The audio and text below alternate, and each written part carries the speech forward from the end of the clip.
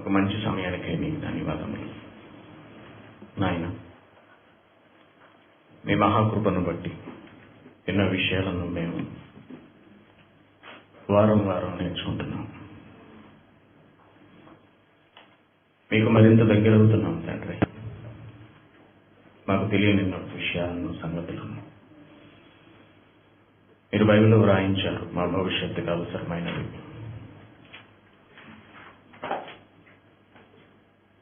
నాయన,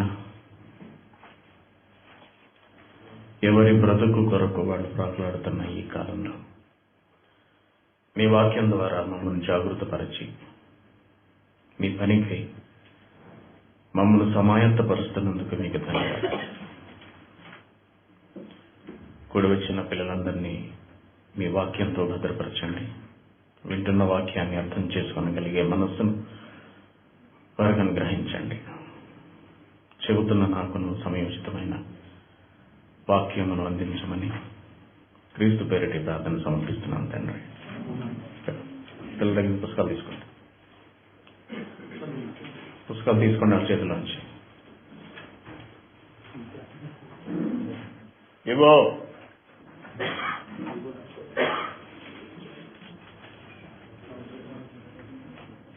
దేవుడున్నారా?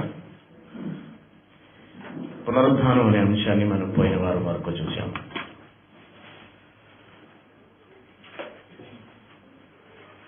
మానవ దేహానికి మరొక ఉన్నత దశను దేవుడు ప్రసాదించబోతున్నాడు మన శరీరానికి అనే విషయం కూలంకషంగా మనం పరిశీలించినప్పుడు దేవుడు మన గురించి సిద్ధపరిచిన ప్రణాళిక వింటే ఆశ్చర్యం అనిపించింది.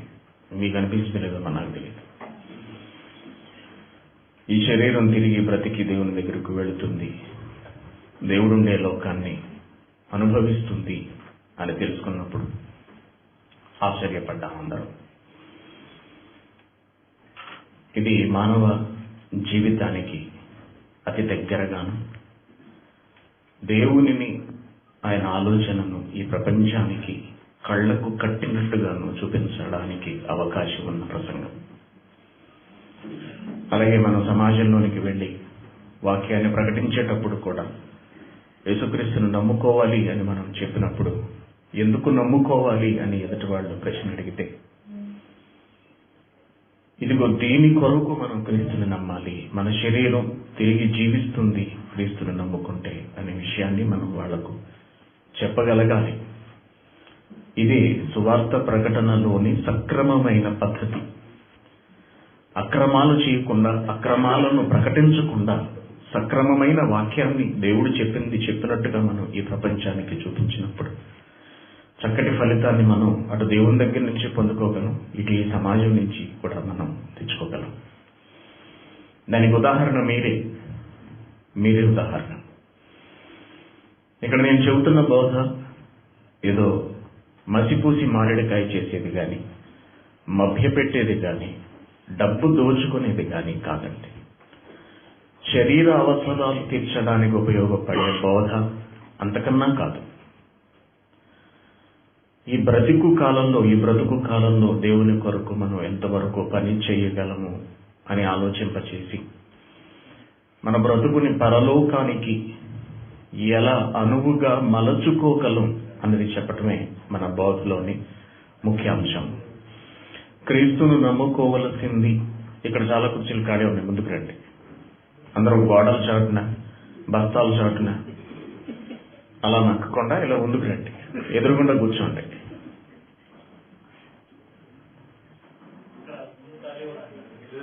ఇటు రండి, ఇలా ఫ్రంట్కి రండి, ఇక్కడ కూర్చోండి. ఆ గోడల చాటున ఉన్న వాళ్ళు వచ్చి ఇలా ముందు కూర్చోండి. ఆ వెనక 2-3 కుర్చీలు ఖాళీ ఉన్నాయి చూడండి.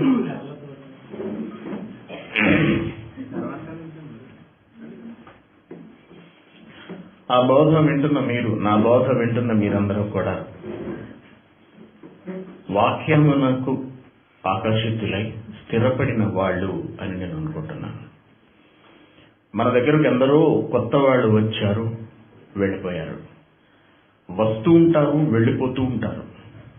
కారణం ఏంటంటే మనం చెప్పే విషయాలు మరో లోక సంబంధమైనవి కాబట్టి ఈ లోక సంబంధంగా ఆలోచించే మనుషులకు అవి రుచించవు, ఎక్కవు.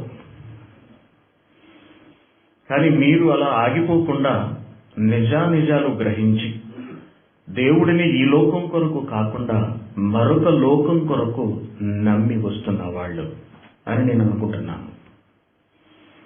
మీరు అలాంటి వాళ్ళే, దేవుని కొరకు ఎదురు చూస్తున్న వాళ్ళు, పరలోకం వెళ్ళాలి అనే ఆశ కలిగిన వాళ్ళు మీరందరూ కూడా. కాబట్టి దేవుడు మన వరకు తీసుకువచ్చిన ఈ బోధ తిరిగి మనం ఈ ప్రపంచానికి, ఈ సమాజానికి సరైన పద్ధతిలో అందించగలగాలి అంటే ఇటువంటి పునరుద్ధానము, అంతకుముందు మనం చెప్పుకున్న పాపము, సహోదర ప్రేమ, ఈ విషయాలన్నీ కూడా మనం బాగా ఆకళింపు చేసుకోవాల్సి ఉంటుంది. సమాజానికి వీటిని వివరించిన నాడు మంచి ఫలితాన్ని మనం పొందగలం. కాబట్టి మీరు గతంలో ఏ డినామినేషన్కి చెందిన, ప్రస్తుతం ఇక్కడ మీ పరిస్థితులు ఈ దేశంలో ఎలా ఉన్నప్పటికీ కూడా వాక్యాన్ని నేర్చుకోవడానికి ప్రతి వారం వస్తున్న మీరందరూ కూడా అభినందనీయులు. మీకు తెలియకుండానే, మీకు తెలుసో తెలియదో, మొత్తానికి మీరందరూ కూడా క్రమక్రమంగా దేవునికి బాగా దగ్గర అవ్వగలుగుతున్నారు అని నేను అనుకుంటున్నాను.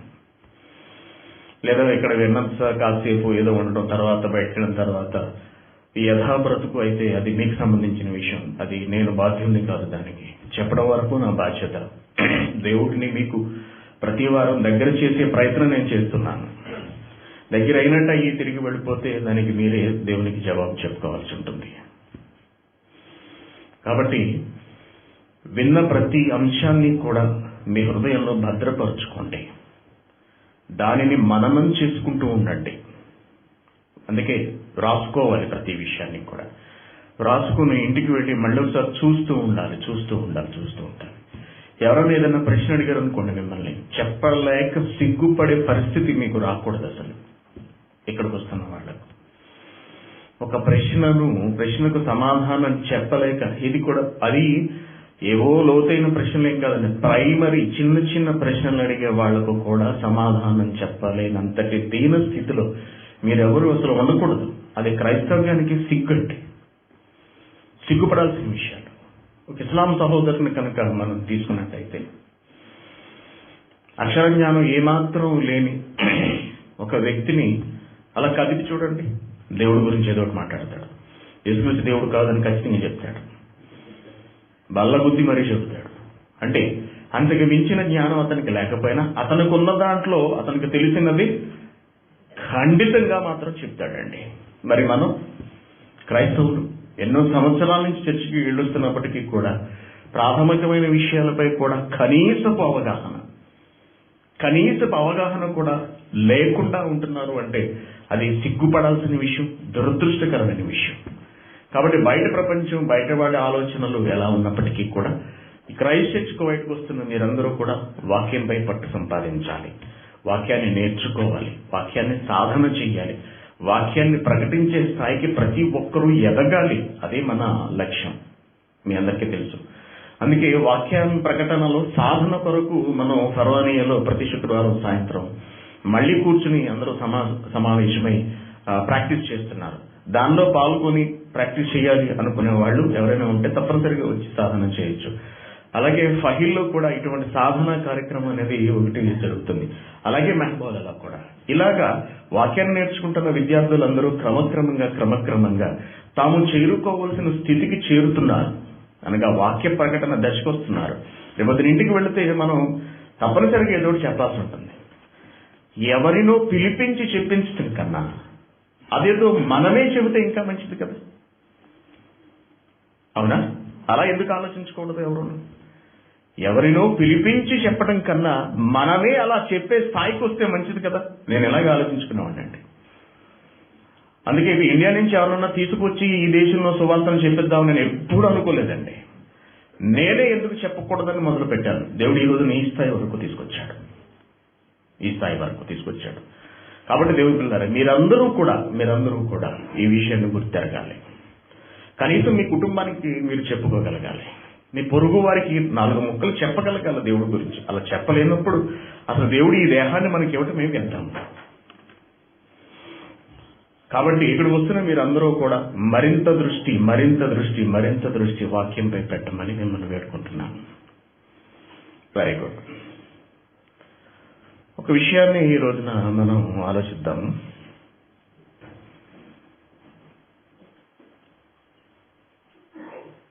ఒక సమస్య నేటి క్రైస్తవ సమాజంలో ఉన్నది.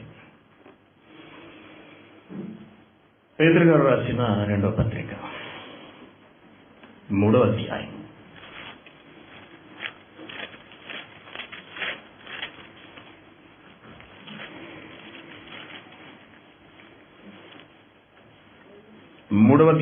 13వ వచనం. అయినను మనము ఆయన వాగ్దానాన్ని బట్టి క్రొత్త ఆకాశముల కొరకును క్రొత్త భూమి కొరకును కనిపెట్టుచున్నాము. వాటి యందు నీతి నివసిస్తుంది అంటున్నాడు. కొత్త ఆకాశము, కొత్త భూమి. దీనిపైన నేటి క్రైస్తవ ప్రపంచానికి, క్రైస్తవులకు అనేక అనుమానాలు, సందేహాలు అనేవి ఉన్నాయి. అఫ్ కోర్స్ సహజంగా క్రైస్తవుల కంటే ఇది సరిగ్గా తెలియదండి బైబిల్ గురించి. అన్ని అనుమానాలు, అన్ని సందేహాలే. కారణం, ఎన్నో సంవత్సరాల నుంచి బైబిల్ను వివరించి చెప్పేవాళ్ళు ఎవరూ లేకపోవటం, బైబిల్ను పరిపూర్ణంగా అవగాహన చేసుకోకపోవటం, అక్షరాల మీదే ఆధారపడిపోవటం వంటి వాటి వలన, అంతేకాకుండా ఏదో అవసరానికి తగ్గట్టుగా జ్వరం వస్తే ఒక వాక్యం చదువుకోవడం, పెళ్లికి మరొక వాక్యం, పెద్ద మనిషి అయితే ఒక వాక్యం, చావుకు ఒక వాక్యం, తద్దినానికి ఒక వాక్యం, ఇలా ఒక్కొక్క సందర్భానికి ఒక్కొక్క వాక్యాన్ని చదువుకుని అక్కడితో బైబిల్ను మూసేయటం వలన ఈ బైబిల్కు మనిషికి ఉన్న సంబంధం ఏమిటో తెలియలేదు. మొదటిగా దేవునికి, మనిషికి, బైబిల్కు ఈ మూడిటికి మధ్యలో ఉన్న అవినావ బంధం ఏమిటో తెలియలేదు. అలాగే ప్రకృతికి, మనిషికి ఉన్న సంబంధం ఏమిటో కూడా తెలియలేదండి. కాబట్టి బైబిల్పై కాస్తో కోస్త శ్రద్ధ ఉండి చదువుతున్న వారికి వస్తున్న అనుమానాలలో ఇదొకటే. కొత్త ఆకాశము, కొత్త భూమి అంటే ఏమిటని. ఇది క్రీస్తు 2వ రాకడలో వస్తుంది అని కొందరు, లేదు ఇప్పుడున్నదే కొత్త ఆకాశము, కొత్త భూమి అని మరికొందరు. కొత్త ఆకాశము, కొత్త భూమి అనగా పరలోకము అని మరికొందరు. క్రీస్తు 2వ రాకడ తరువాత కొత్త భూమి, కొత్త ఆకాశం వస్తుంది, అప్పుడు జరిగేదే 1000 ఏళ్ల పరిపాలన అని మరికొందరు. అవునండి. ఇలా ఒక్కొక్కరు ఒక్కొక్క విధమైన అభిప్రాయాలను వ్యక్తం చేస్తున్నారు. అయితే ఏమిటి అసలు ఈ కొత్త ఆకాశము, కొత్త భూమి? ఎందుకు ఇవి కొత్తగా ఏర్పడతాయి అని దేవుడు చెబుతున్నాడు? మనం కాస్త దీని గురించి ఆలోచించాల్సి ఉందండి. 3 చోట్ల బైబిల్లో ఈ కొత్త ఆకాశము, కొత్త భూమి అనే దానిని గురించిన ప్రస్తావన మనకు కనపడుతుంది. యెషయా గ్రంథము 65వ అధ్యాయము 17వ వచనం.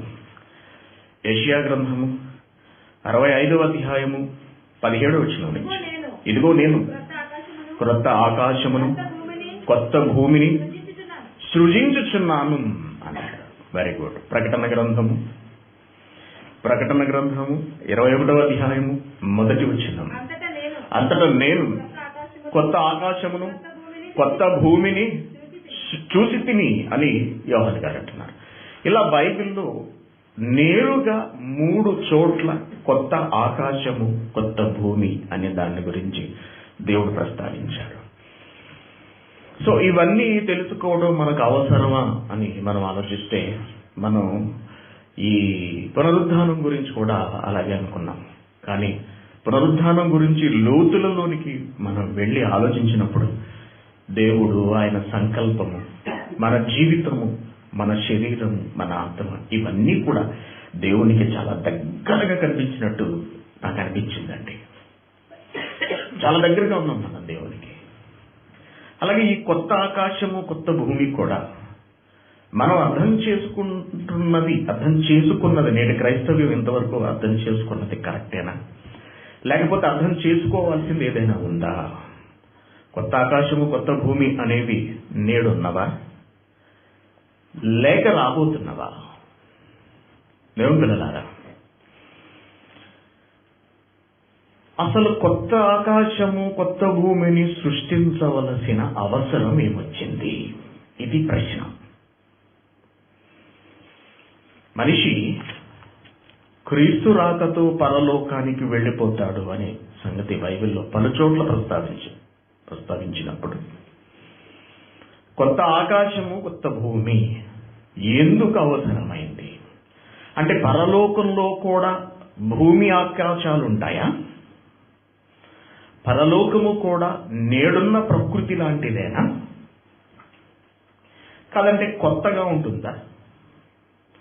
షర్టు, కొత్త షర్ట్ అయినా ఎలా ఉంటుంది?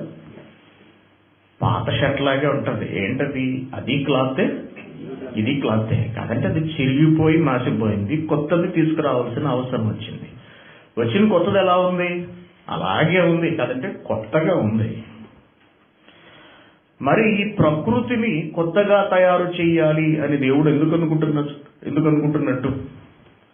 కొత్త ప్రకృతి మనకేమైనా అవసరమా? ఈ ప్రకృతిలో మనకేమైనా లోటున్నదా? లేకపోతే ఈ ప్రకృతి వలన మనిషికి ఏదన్నా చెడు జరుగుతుందని దేవుడు భావిస్తున్నాడా? వీటన్నిటినీ ఆలోచిస్తూ మనం ముందుకు వెళ్లాల్సి ఉంది. ఇకపోతే ప్రకృతి అనగానే ఆకాశము భూమి అన్నాడు. చాలా సంతోషం. మరి కొత్త ఆకాశము కొత్త భూమి అన్నప్పుడు భూమి మీద ఉన్న వస్తువులన్నీ కూడా తిరిగి కొత్తగా చేయబడతాయా? ఆకాశంలో ఉన్న వస్తువులన్నీ కూడా కొత్తగా తిరిగి చేయబడతాయా? ఇవన్నీ మనం తెలుసుకోలేదు. ఎందుకంటే రేపో మాపో మనం కూడా ఒక ఇంటి వాళ్ళు అయ్యేవాళ్ళం కాదండి. రేపో మాపో మనం కూడా చచ్చేవాళ్ళం, అవునా? సో చావబోతున్న మనకు తప్పనిసరిగా ఈ సంగతులన్నీ తెలుసుకోవడం అవసరం, అవునా? అశుభం కాదండి ఈ మాట, శుభవచనం ఇది. రేపో మాపో మనం కూడా చచ్చిపోబోతున్నాం. ఎంత ఆనందకరమైన విషయం అంటుంది, అవునా కదా? దరిద్రం వదిలిపోతుంది, పీడపోతుంటారు చూసారా? ఈ లోకంలో ఉన్న కష్టాలు బాధలు అన్నీ పోయే రోజుది, ఆనందకరమైన రోజు. మరి పోతున్న మనకు దేవుడు రాయించిన ప్రతి విషయం తెలియాలి తప్పనిసరిగా. Very good. మనం కాసేపు అసలు వీటి గురించి ఆలోచిద్దాం. భూమి ఆకాశాలు,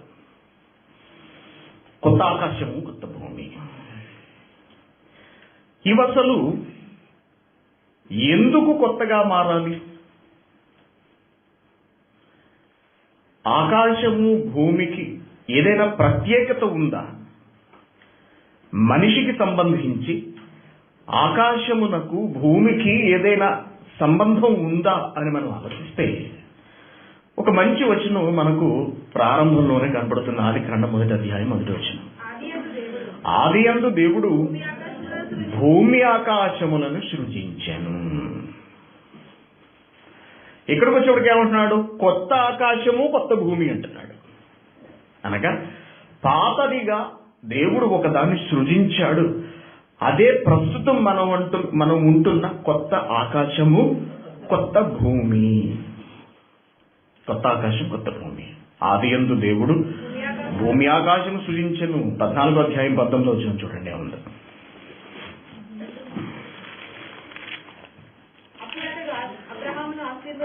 అప్పుడు అతడు అబ్రహామును ఆశీర్వదించి ఆకాశమునకును భూమికిని సృష్టికర్తయును సర్వోన్నతుడునైన దేవుని వలన అంటున్నాడు. ఆకాశమునకును భూమికి సృష్టికర్త అయిన దేవుడు అంటున్నాడు. యావత్ ప్రకృతిని దేవుడు ప్రస్తావించకుండా ప్రకృతికి ఆధారభూతములైన ఆకాశమును భూమినే దేవుడు ప్రధానంగా తీసుకుంటున్నట్టుగా, వాటిని ఆధారం చేసుకుని మాట్లాడుతున్నట్టుగా మనకు అర్థమవుతుంది. పిల్లలకు చేత కూర్చోబెట్టి, ఓకేనా? అలా చేయించకండి. వాటినే ఆధారంగా తీసుకుని మాట్లాడుతున్నట్టుగా మనకు అర్థమవుతుంది. కీర్తన గ్రంథము 89వ అధ్యాయం చూడండి ఒకసారి. 11వ వచనం. కీర్తన గ్రంథము 89వ అధ్యాయము 11వ వచనం. ఆకాశము నీదే, భూమి నీదే, లోకము దాని పరిపూర్ణతయు నీవే దేవుడా, నీవే వీటిని స్థాపించితివి అంటున్నాడు.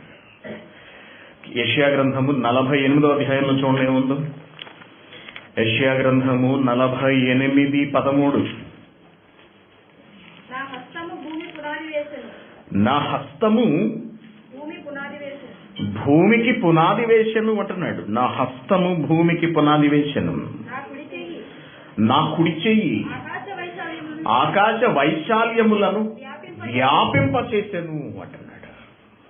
దేవుని పిల్లలారా, దేవుడే భూమి ఆకాశాలను సృజించాడు అనే సంగతి మనకు స్పష్టంగా తెలుసు. అవి ఎలా నిర్మితమైనవి అన్నది కూడా మనకు తెలుసు. ఎలా నిర్మితమైనవి అన్నవి, ఎందుకు దేవుడు వీటిని చేశాడు, ఇది ప్రశ్న. ఎందుకు చేయవలసి వచ్చింది అంటే, మనుషులైన తన పిల్లలు నివసించడానికి దేవుడు ఏర్పాటు చేసిన ఒక ప్రదేశమే భూమి. దేవుని పిల్లలమైన మనము బ్రతకటానికి ఏర్పాటు చేయబడిన ఒక ప్రదేశమే ఈ భూమి. అమ్మ నుంచి ఈ లోకంలోనికి వస్తున్నాము, అమ్మలోంచి ఈ లోకంలోనికి వస్తున్నాము, కొంతకాలం బ్రతుకుతున్నాము, తిరిగి వెళ్ళిపోతున్నాము. ఇలా కొంతకాలం బ్రతికి తిరిగి వెళ్ళిపోవటానికి అనువుగా ఉండే దేవుడు సిద్ధపరిచిన ఒక లోకమే భూమి. ఈ భూమిని ఉంచడానికి అవసరమైన ఒక విశాలమైన ప్రాంతము, ప్రాంగణము, స్థలమే ఆకాశము. ఆకాశము.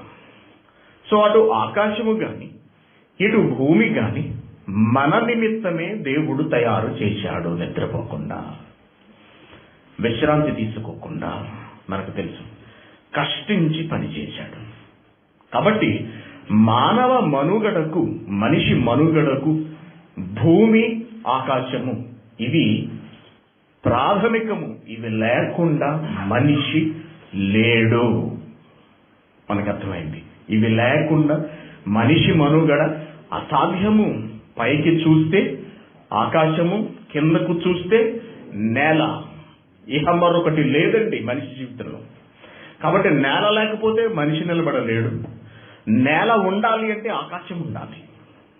నేల లేకపోతే మనిషి లేడు, మనిషి బ్రతకలేడు. నేల ఉండటానికి ఆకాశం ఉండాలి. ఆకాశం లేనిదే భూమి లేదు. ఈ రెండింటి మధ్య అవినాభావ బంధం ఉంది. ఇది కూడా, ఈ రెండు కూడా మనిషితో ముడిపడి ఉన్నవి. అనగా భూమి ఆకాశములు మనిషికి అత్యంత కీలకములు, మనిషి జీవనానికి అనే విషయం మనకు అర్థమవుతుంది. Very good. ఇకపోతే భూమికి ఉన్న ప్రాధాన్యత అనేది చాలా చాలా గొప్పది. మనకు తెలుసు. ఈ భూమి ప్రాధాన్యతను దేవుడు వివరిస్తూ ఏం మాట్లాడుతున్నాడంటే, పలుసార్లు ఈ భూమి గురించి మాట్లాడుతున్నాడు. చూడండి, ఆదికాండం 6వ అధ్యాయము 13వ వచనంలో, ఆదికాండము 6వ అధ్యాయము 13వ వచనం, దేవుడు నోవహుతో సమస్త శరీరుల మూలముగా భూమి బలాత్కారముతో నిండింది అన్నాడు. భూమి బలాత్కారముతో నిండిపోయింది అంటున్నాడు. ఇల్లంతా దుమ్ముతో నిండిపోయింది, ఇల్లంతా పురుగులతో నిండిపోయింది. భూమి బలాత్కారులతో నిండి ఉన్నది. అంటే బలాత్కారులేమన్నా భూమిని పట్టేసుకున్నారా?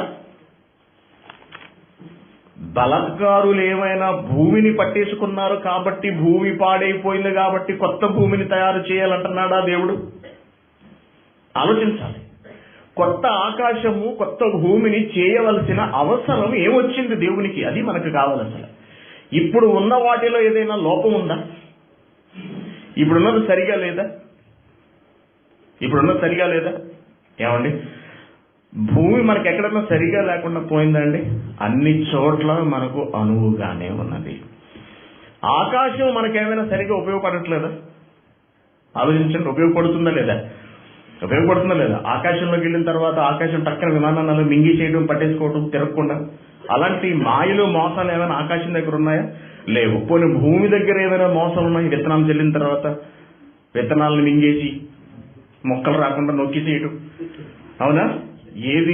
ఏ పంట వేసినా భూమి మింగేసేసి పైకి ఎదగనివ్వకపోవటం, ఇలాంటి మాయలు మంత్రాలు, కాయలు కాసిన తర్వాత భూమే కాయలు లాగేసుకుని తినేసేయటం, ఇలాంటి మాయలు మోసాలు జరగట్లేదే? భూమి వల్ల మనకి ఎటువంటి నష్టం లేదు కదా. మానవ మనుగడ భూమి పైన సక్రమంగానే జరుగుతుంది. మనిషి తన చేతుల భూమిని సర్వనాశనం చేసుకున్నాడే తప్పించి, చేతులారా ఆ ప్రయోగాలతో ఈ ప్రయోగాలతో భూమిని మనిషి పాడు చేసుకున్నాడు. అలాగే ఆకాశాన్ని కూడా. ఈ రోజున ఆకాశంలోనికి అంతరిక్ష నౌకలను పంపిస్తున్నారు, ఈ శాటిలైట్ ని పంపిస్తున్నారు. ఇవి కక్షలోనికి వెళ్లి తిరగడం మొదలు పెట్టిన తర్వాత కొన్నిసార్లు అవి ఫెయిల్ అయ్యి కక్షలోని తిరుగుతూ అలాగే ఉండిపోతున్నాయి.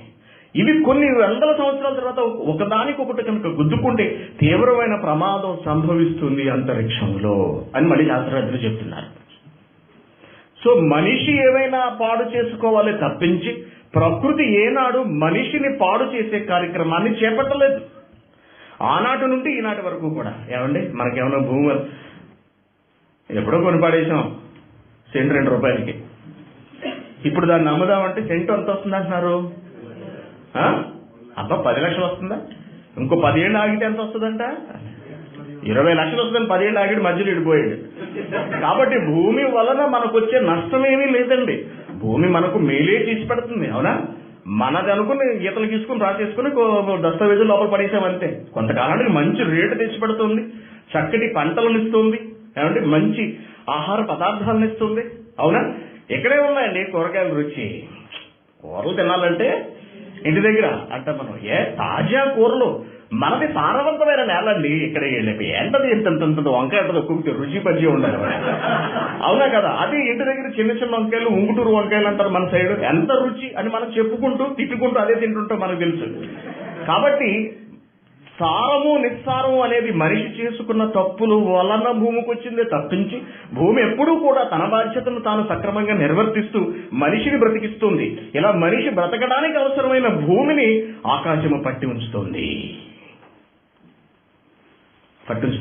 వాటిలో ఎటువంటి లోపం మనకు కనిపించట్లేదు. అయితే దేవుడు అంటున్నాడు, భూమి బలాత్కారులతో నిండిపోయింది కాబట్టి కొత్త భూమి అవసరమా? నెక్స్ట్ వచ్చిన మనం చూద్దాం. యోబు గ్రంథము 20వ అధ్యాయం. యోబు గ్రంథము 20వ అధ్యాయంలో ఒక మంచి మాట ఉంటుంది చూడండి. 27 ఆకాశము వారి దోషము బయలుపరచును, భూమి వారి మీదికి లేచును. కేవలం మనిషికి ఆహారం పెట్టడానికి మాత్రమే కాకుండా మనిషిని దండించటానికి కూడా భూమి ఉపయోగపడుతుంది అనే సంగతి మనకు తెలుసు. అదే భూకంపాలు. సముద్రంలో భూకంపం వస్తే అది సునామీగా మారి మనుషులందరినీ కబళించడం మనం చూస్తున్నాం. అలాగే నేరుగా నేలలపై వచ్చే భూకంపాల వలన లక్షల మంది మృత్యువాత పడడానికి కూడా మనం నేటి కాలంలో చూస్తున్నాం. భూమి ఏం చేస్తుందట? వారి మీదికి లేచిన కీర్తన గ్రంథము 68వ అధ్యాయము 8వ వచనం. భూమి వణికిందటండి. దేవుని సన్నిధిని అంతరిక్షము దిగజారేను. భూమి వణికిపోయిందట. దేవుడు అడుగు తీసి అడుగు వేస్తే, దేవుడు మాట్లాడితే, దేవుడు కదిలితే, దేవుడు కన్నెర్ర చేస్తే భూమి ఎన్ని లేవండి. భూమి గురించి మాట్లాడాల్సిన అవసరం ఏంటి? ఇది ప్రశ్న. దేవుడు భూమిని గురించిన ఎన్ని సందర్భాలు మీరు బైబిల్లో చదువుకుంటూ వెళ్ళండి. అసలు భూమి ఎక్కడ దొరుకుతుందేమో కొన్ని వందల వచనాలు మీకు కనపడతాయండి భూమి గురించి. ఎందుకంత పర్టికులర్ గా భూమి? మానవ నివాస యోగ్యమైన భూగోళము అంటాడు. మనం నివసించడానికి ఉపయోగపడేది. ఇంకా కిందకు వస్తే యెషయా గ్రంథము 13వ అధ్యాయము. యెషయా గ్రంథము 13వ అధ్యాయము 13వ వచనం చూడండి. సైన్యములకు అధిపతియగు యెహోవా ఉగ్రతకును ఆయన కోపాగ్ని దినమునకును ఆకాశం వణికిపోతుంది, భూమి తన స్థానము తప్పి పరుగు. భూమి తన స్థానము తప్పిపోతుందట. భూమి స్థానం తప్పటమే. రైలు వెళుతున్న స్థానం తప్పితేనే, రైలు పరిగెడుతున్న వేగానికి పట్టా తప్పితే వందల మంది చచ్చిపోవడాన్ని మన కళ్ళతో మనం చూస్తున్నామండి. అవునా? జస్ట్ 1 కిలోమీటర్ స్పీడ్, 105 లేదా 110 కిలోమీటర్ స్పీడ్తో పరిగెట్టే రైలే కనుక తప్పితే, అలాంటిది భూమి 1 గంటకు 1,11,600 కిలోమీటర్ల స్పీడ్తో తిరుగుతుందండి. 1,11,600 కిలోమీటర్ల స్పీడ్. ఆ స్పీడ్లో కనుక భూమి ఏమాత్రం అదుపు తప్పితే ఇంకంతేనండి. అసలు ఆ స్పీడ్కి ఎక్కడికి వెళ్ళి పడిపోద్దో ఆలోచించండి. భూమి గురించే మాట్లాడుతున్నాడు దేవుడు. 45వ అధ్యాయం చివరిగా మరొక మాట అన్నాడండి. 45వ అధ్యాయం 8వ వచనం, ఆకాశ మండలము నీతిని కురిపించినట్లు అంతరిక్షమా మహావర్షము వర్షించుము, భూమి నెరలు విడిచి రక్షణను ఫలిస్తుందా? భూమి నెరలు విడిచి రక్షణ ఫలించున్నట్లు భూమి మొక్కలు మొలిపించగాక. బాగుంది ఏమంటే, భూమి చెట్లను ఫలింప చేయను గాక. బాగుంది. రక్షణను నీతిని మొలిపించడం ఏమిటండి? ఇది భూమి గురించి దేవుడు మాట్లాడిన కొన్ని అతి తక్కువైన, అమూల్యమైన, శ్రేష్టమైన మాటలు. ఎందుకు దేవుడు కొత్త భూమి కొత్త ఆకాశాన్ని అంటున్నాడు? అసలు దేవుని దృష్టిలో భూమికి ఉన్న స్థానం ఏమిటి అని మనం చూస్తే చాలా ప్రత్యేకమైనది. కారణం, మనిషిని మోస్తోంది, మనిషిని పోషిస్తోంది, మనిషికి జీవితాన్ని ఇస్తోంది, పచ్చడి అన్నం పెడుతోంది భూమి. ఇకపోతే ఆకాశం. 6వ అధ్యాయం 17వ వచనం చూడండి. ఆదికాండం 6వ అధ్యాయం 17వ వచనం,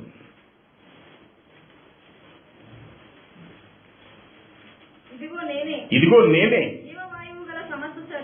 జీవవాయువు గల సమస్త శరీరులను. ఆకాశము కింద ఉండటం ఏంటండి? భూమి మీద కదన్నారు. ఆకాశము క్రింద నుండకుండా నాశనం చేస్తాను అంటున్నాడు దేవుడు. ఆకాశము క్రింద నుండకుండా భూమి గురించిన ప్రత్యేకమైన మాటలు దేవుడు మాట్లాడడాన్ని మనం చూసాం. అలాగే ఆకాశాన్ని గురించి కూడా చాలా కీలకమైన మాటలను దేవుడు వ్యక్తీకరిస్తున్నాడు తన భక్తుల ద్వారా. యోబు గ్రంథం 28వ అధ్యాయము, యోబు గ్రంథము 28వ అధ్యాయం 24వ వచనం చూడండి.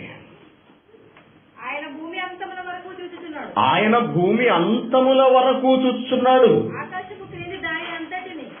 ఆకాశము క్రింది దానిని అంతటిని తెలుసుకుంటున్నాడంట దేవుడు. దేవుడికి ఏం తెలియదని మనం అనుకుంటున్నాం. మనం తప్పు చేసినప్పుడు ఎవడి కంట పడకుండా అంటాం, చూసారా? ఎవడి కంట పడకుండా, ఆడికెలా తెలిసింది? ఆడికెలా తెలిసిపోయింది? ఇండియాలో ఏదైనా జరిగింది అనుకోండి, 2వ సెకండ్కి మనం ఎక్కడి నుంచి ఫోన్ చేసి అది ఎందుకు అలా జరిగిందన్నాం అనుకో, నీకెలా తెలిసిందిరా అంటారు. తెలుస్తుంది మాకంటాం, కటింగ్ ఇస్తాం మనం. అవునా కదా? తెలుస్తుంది. ఇప్పుడు దేవుడు అంటున్నాడు, పిచ్చోళ్ళారా, ఎవడికి ఏం తెలియదు అనుకుంటున్నారేమో. భూమి అంతం వరకు చూస్తున్నాడు, ఆకాశము క్రింద దానిని అంతటిని తెలుసుకుంటున్నాడు. జాగ్రత్త, ఎవరికి తెలియదు అనుకుంటారేమో. అనగా ఆకాశము కింద అనగానే కింద జరుగుతున్నది అంతటికి కూడా ఎంతో ప్రాముఖ్యమైనదిగా, ప్రాధాన్యమైనదిగా దేవుడు చెబుతూ ఆకాశము కింద అంటున్నాడంటే ఆకాశానికి ఇచ్చిన స్థానం ఎంతో మీరు ఒకసారి ఆలోచించండి. ఎంత గొప్ప స్థానం మన బ్రతుకుతో ఆకాశానికి ముడిపడుందో మీరు ఒకసారి ఆలోచించండి. అందుకే చూపిస్తున్నాను ఈ వచనాలన్నీ మీకు కూడా. కీర్తన గ్రంథము 36వ అధ్యాయం 5వ వచనం,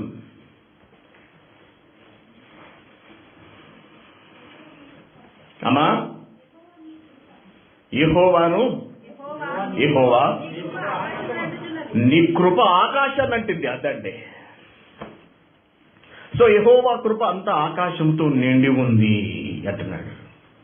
ప్రసంగి గ్రంథము 3వ అధ్యాయం 1వ వచనం, ప్రసంగి గ్రంథము 3వ అధ్యాయం 1వ వచనం, ప్రతి దానికి ఒక టైం ఉంది. ఆకాశము క్రింద ప్రతి ప్రయత్నము అన్నాడు, చూసారా? ఆకాశము క్రింద ప్రతి ప్రయత్నం. ఎవరు చేసేది ఈ ప్రయత్నం? ఎవరు చేసేవి ప్రయత్నాలన్నీ? మానవులు చేసే ప్రయత్నాలు. ఇంకా ఎన్నో మాటలు. ఆకాశములు దేవుని చేతి పనిని వివరించుచున్నవి అంటాడు. అలాగే ఆకాశమా ఆలకించుము అంటాడు. మరి వెంటనే భూమి చెవియొగ్గుము అంటాడు. ఇలా ప్రతి విషయంలో దేవుడు ఆకాశాన్ని, భూమిని ఎంతో ప్రత్యేకంగా చూపిస్తూ, మాట్లాడుతూ, తన మాట వినమని చెబుతూ ప్రత్యేకమైన స్థానంలో వాటిని పెట్టినట్టుగా మనకు కనబడుతున్నప్పుడు దేవుడు ఎందుకు కొత్త వాటిని చేయాలనుకుంటున్నాడు? వీటి వల్ల ఏమైనా నష్టం ఉందా? అసలు కొత్త ఆకాశము, కొత్త భూమి అనగానే దేవుని మనస్సులో ఉన్న ఆలోచనలు ఏమిటి? ఏది మారాలనుకుంటున్నాడు దేవుడు? ఎందుకు ఆకాశాన్ని, భూమిని మార్చాల్సిన అవసరం వచ్చింది? మారాయా లేక మారతాయా? దీనికి కారకులు ఎవరు అని మనం కొంచెం లోతుల్లోకి వెళ్ళి ఆలోచిస్తే, ఒక కీలకమైన నిర్ణయాన్ని తీసుకుని దేవుడు గతంలో అమలు చేసినట్టు మనకు కనపడుతుంది. చూడండి, ఆదికాండం 6వ అధ్యాయంలోనే. ఆదికాండము 6వ అధ్యాయం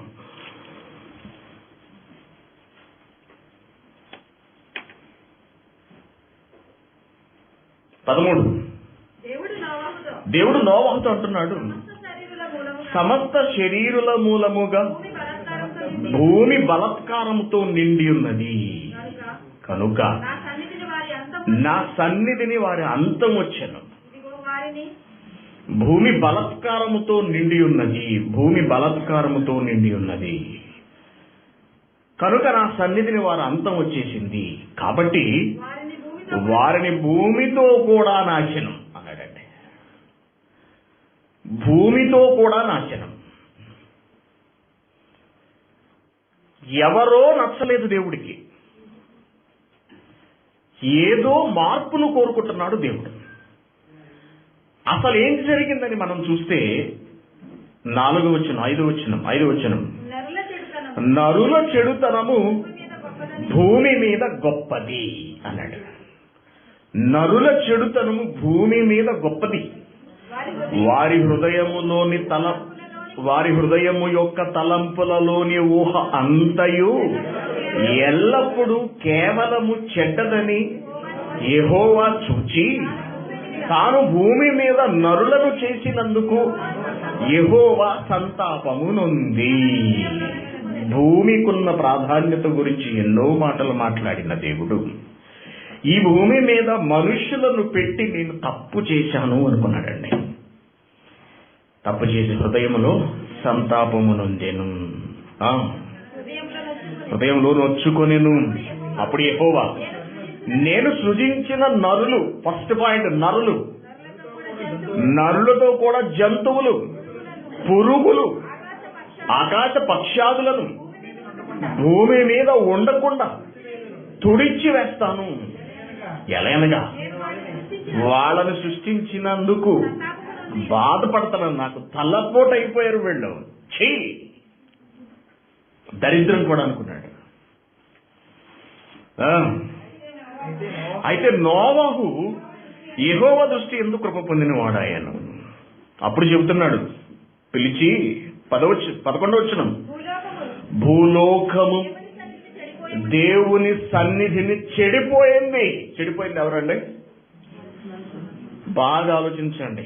భూలోకము అన్నాడు అనగా భూమి, దాని మీద ఉన్న సమస్త వస్తువులు, వీటిని కలిపే భూలోకము అంటారు. ఇక్కడ చెడిపోయింది భూమి, దానిలోని వస్తువుల, భూమిని వాడుకుంటున్న మనుషుల, భూమిని వాడుకుంటున్న మనుషులు. సో ఇప్పుడు దేవునికి కావాల్సింది ఏంటో తెలుసా? చెడిపోయిన వాడు కాదు, కొత్త వాళ్ళు కావాలి. ఎలాంటి వాళ్ళు? బాల్యము నుండే చెడ్డవారు కానివారు, బాల్యము నుండే మంచివారు దేవునికి కావాలి. సో ఈ మార్పు అనేది దేవుడు ఎక్కడి నుంచి కోరుకుంటున్నాడు? మానవ హృదయం నుంచి, మానవుల ద్వారా కోరుకుంటున్నాడు. మధ్యలో భూమి ఏం చేయలేదండి. మధ్యలో భూమి ఏం చేయలేదు. కానీ భూలోకము దేవుని సన్నిధిని చెడిపోయింది. భూమి ఏం చెడిపోలేదండి. భూలోకము చెడిపోలేదు, కొండలు చెడిపోలేదు, నీరు చెడిపోలేదు, వృక్షాలు చెడిపోలేదు, ఏది చెడిపోలేదు. చెడిపోయిందల్లా వీటిని అన్నిటినీ అనుభవిస్తున్న మనుషులమైన మనమే చెడిపోయాము. దేవుడు భూలోకమును చూసినప్పుడు అబ్బా మళ్ళీ అదెబట మళ్ళీ చెడిపోయింది, చెడిపోయింది. భూమి మీద సమస్త శరీరులు తమ మార్గాలను చెరిపేసుకున్నారు. కాబట్టి దేవుడు అంటున్నాడు నోహతో, సమస్త శరీరాల మూలముగా భూమి బలాత్కారంతో నిండిపోయింది. నేను సృజించిన భూమి, నేను కలలు గని నా పిల్లలు బ్రతకాలి, నా పిల్లలతో పచ్చగా కళకళలాడాలి అని నేను కలలు గని సృజించిన భూమి కాస్త బలాత్కారంతో నిండిపోయింది. కనుక నా సన్నిధిని వారు అంతం వచ్చేసింది. నోవహు, ఇదిగో వారిని భూమితో కూడా అన్నట్టు చూడండి, భూమితో కూడా అంటున్నాడు. భూమితో కూడా నాశనం. భూమి ఏం తప్పు చేసిందని భూమిని నాశనం చేయాలండి? నా పిల్లలు లేనప్పుడు ఈ భూమి ఉంటుంది నేను కనుక్కున్నాడండి. అందరినీ అదే నీటిలో అదే మట్టిలో వేసి కుక్కలు ఎవరు కనపడకూడదు అనుకున్నాడు అనమాట. ఇంకా అంతే కదా, నీళ్లతో నానిపోయింది. అవునా? మనిషి చచ్చిపోయి ఉబ్బిపోయి తేలిపోయారండి. అయినా ఎక్కడ పెడతారు తీసుకెళ్ళి? అవునా కదా?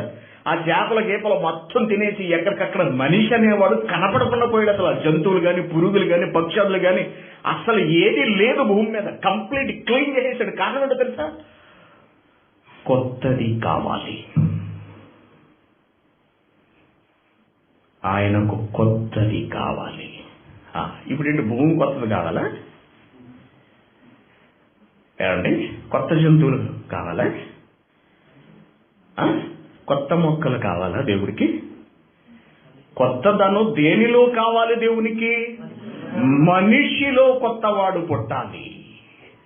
అది దేవుని ఆలోచన. దేవుడు కొత్తది అనుకుంటున్నాడు అంటే, దేవుడు ఏదైనా కొత్తది ఆశిస్తున్నాడు అంటే అది భౌతిక సంబంధమైనది, ప్రకృతి సంబంధమైనది కాదు అనే సంగతి బైబిల్ చదివే ప్రతి ఒక్కరికి మొట్టమొదట తెలియాలి. దేవుడు కోరుకునేది ఏదైనా సరే దైవ సంబంధమైనది, ఆత్మ సంబంధమైనది, హృదయ సంబంధమైన మార్పు, కొత్తదనాన్ని దేవుడు ఆశిస్తున్నాడు. అందుకే మొత్తానికి క్లీన్ చేశాడండి. సో ఎలాగో మరి జలప్రలయం రప్పించి చంపాలనుకున్నాడు కాబట్టి ఉన్నవన్నీ ఎలాగో ఆటోమేటిక్ గా చచ్చిపోతాయి. ఉన్నవన్నీ జంతువులు చచ్చిపోతాయి. అంత నీరు వస్తే మొక్కలన్నీ బ్రతుకుతాయి, మొక్కలన్నీ చచ్చిపోతాయి. పక్షి కాలు పెట్టడానికి చోటు ఉండదు, పక్షులన్నీ కూడా నీడలో పడి చేస్తాయి. ఇక బ్రతికి బట్ట కట్టేసింది ఎవరంటే ఆ ప్రళయంలో చేపలు ఒకటే బ్రతికాయండి. ఎందుకంటే అవి బ్రతకడానికి ఎలాగూ నీరే అవసరం కాబట్టి. దేవుడు ఇంత చేయడానికి గల కారణం మనిషిలో మార్పు, కొత్తదనం కావాలి అనుకున్నాడండి. అప్పుడు దేవుడు నోవహుతో చెప్తున్నాడు. అంతా అయిపోయిన తర్వాత 9వ అధ్యాయం మళ్ళీ ఫ్రెష్ గా మెండి ఆదాము అవ్వల్ని కొత్తగా తయారు చేసి నూతన దంపతులు చక్కగా ఆశీర్వదించాడు. మీరు ఫలించి అభివృద్ధి చెంది విస్తరించి భూమి నిండించండి. మళ్ళీ అదే ఆశీర్వాదం పాపం మళ్ళీ ఎన్నో ఆశలతో దేవుడు మళ్ళీ మళ్ళీ ఉన్న ఈ జంటలకు మళ్ళీ దీవిస్తున్నాడు, ఆశీర్వాదాన్ని ఇస్తున్నాడండి. ఏమంటాడు ఇక్కడ? మీరు ఫలించి. మళ్ళీ అదే ఆశీర్వాదం అంటే మనస్సులో ఎంత కోరిక ఉండకపోతే దేవునికి, ఇలా జరిగినందుకు ఎంత బాధ లేకపోతే, నా పిల్లలు బాగుండాలి అని ఎంత ఆశ లేకపోతే మళ్ళీ అదే ఆశీర్వాదాన్ని ఇస్తాడు. ఒకసారి ఆలోచించండి. ఎంత కోరిక ఉంది దేవుని మనస్సులో. మీరు ఫలించి అభివృద్ధి పొంది భూమిని నింపండి అన్నాడు. మీరు ఫలించి అభివృద్ధి పొంది భూమిని నింపండి. ఎవరితో? ఉన్నవాళ్ళు ఎలాంటి వాళ్ళు? దేవుని వాక్యానికి లోబడి, అవునా, ఓడ కట్టిన వాళ్ళే. ఆ 3 జంటలు కూడా 4 జంటలు కూడా, అవునా? నోవహు భార్య, 3 భార్యాభర్తలు, 3 జంటలు, టోటల్గా 4 జంటలు. దేవుని వాక్కుకు లోబడిన వాళ్ళు, ప్రపంచాన్ని ఎదిరించి ఓడ కట్టిన వాళ్ళు, సమాజం అంతటికి సువార్తను తయారు చేస్తున్న కాలం అంతా సువార్తను ప్రకటించిన వాళ్ళు. వాళ్ళ మీద దేవుడు ఎన్నో ఆశలు పెట్టుకుని, మీరైనా సరే వాళ్ళలా కాకుండా ఫలించి అభివృద్ధి పొంది విస్తరించి నాలాంటి వాళ్లతో మీలాంటి వాళ్లతో భూమిని నింపండి అనగా దేవుడు కొత్తదనాన్ని కోరుకున్నాడు. కొత్త భూమిని చూడాలనుకున్నాడండి. అంటే ఇప్పుడు దాని అర్థం ఏంటండి? దేవుడు కొత్త భూమిని చూడాలనుకుంటున్నాడు ఇక్కడున్న ఈ సన్నివేశ ప్రకారం, అవునా? కొత్తదనాన్ని అంటే ఏంటి? పచ్చగా చిగురించిన చెట్లు, కిలకిల రావాలతో ఎగురుతున్న పక్షులు, చక్కగా వంటరిస్తున్న గాడిదలు, తిరుగుతున్న గుర్రాలు, చెంగున ఎగురుతున్న లేడులు, దుప్పెలు, పచ్చటి నందనవనం. అదా దేవుడు చూడాలనుకుంటున్నది? నో. ఏం చూడాలనుకుంటున్నాడు మరి? తన పిల్లలు మనుషులు మారాలి, మంచివాళ్ళుగా, కొత్త వాళ్ళుగా, నూతన మనస్సుతో రూపాంతరం చెందిన వాడు నాకు కావాలి అనుకున్నాడు, ఆశీర్వదించాడు. అవలేదండి. దగ్గరకు వచ్చేటప్పటికే పరిస్థితి ఎలా మారిందంటే, 11వ అధ్యాయానికి వచ్చేటప్పటికి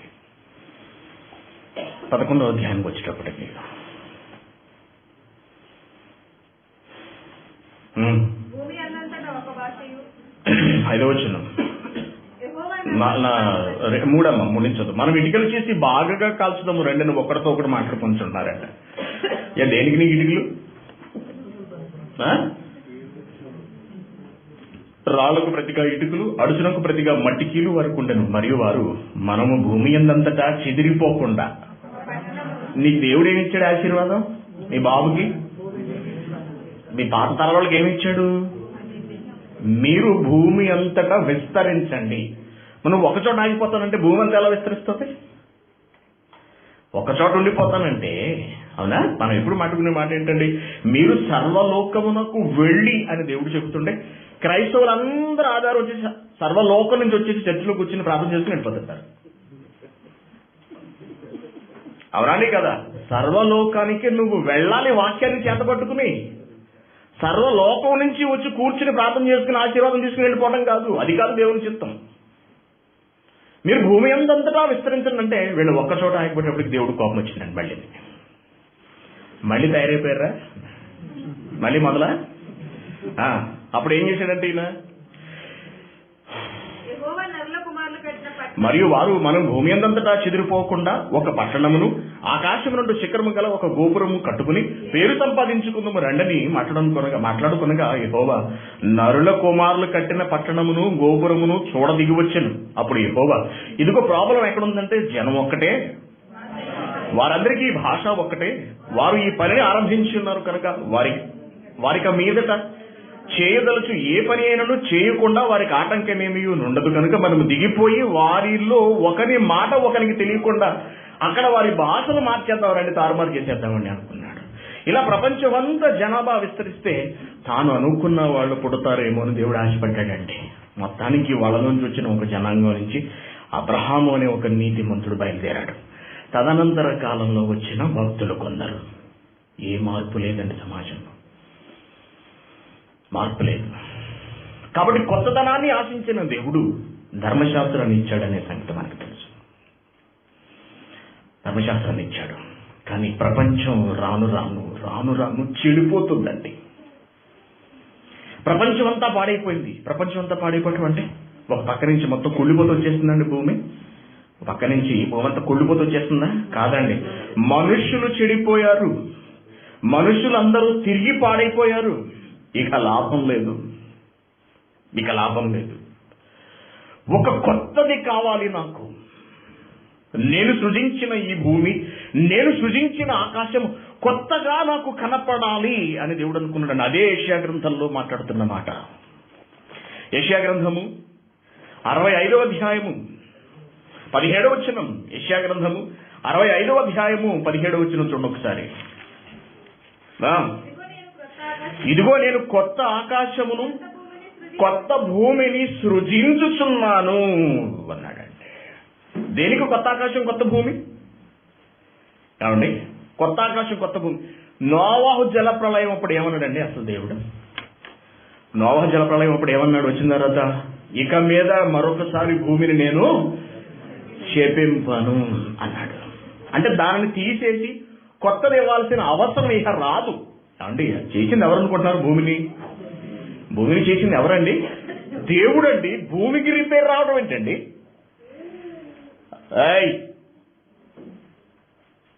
అర్థం ఉందా అసలు? భూమికి రిపేర్ రావడం ఏంటండి? భూమి చెడిపోవడం ఏంటండి? భూమి పనికి రాకుండా పోవడం ఏంటండి? నో.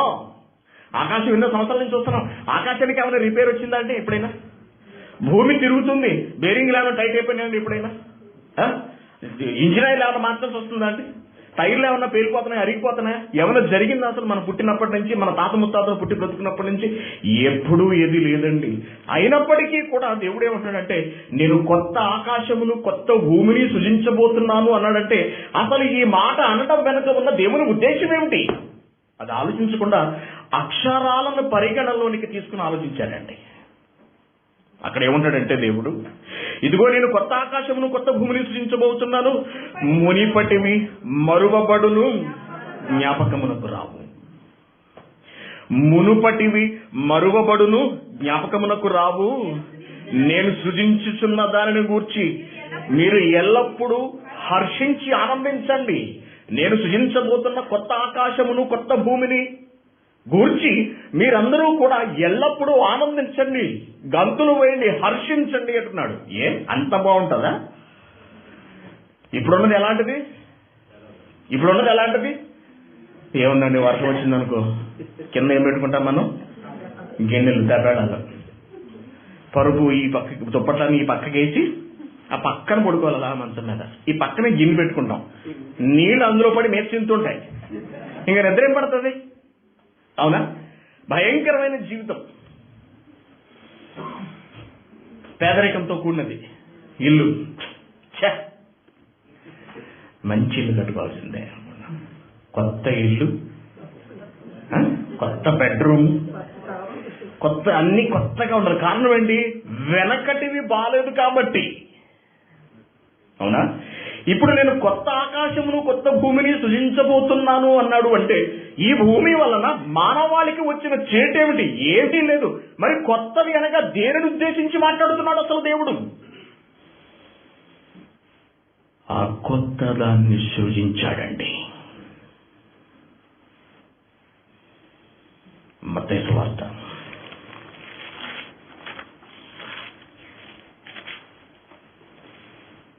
మత్తయి సువార్తకు ముందున్న పేజీ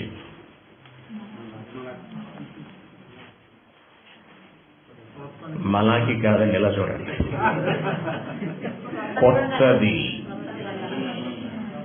కొత్తది చేయబోతున్నాను అన్నాడు కదండి.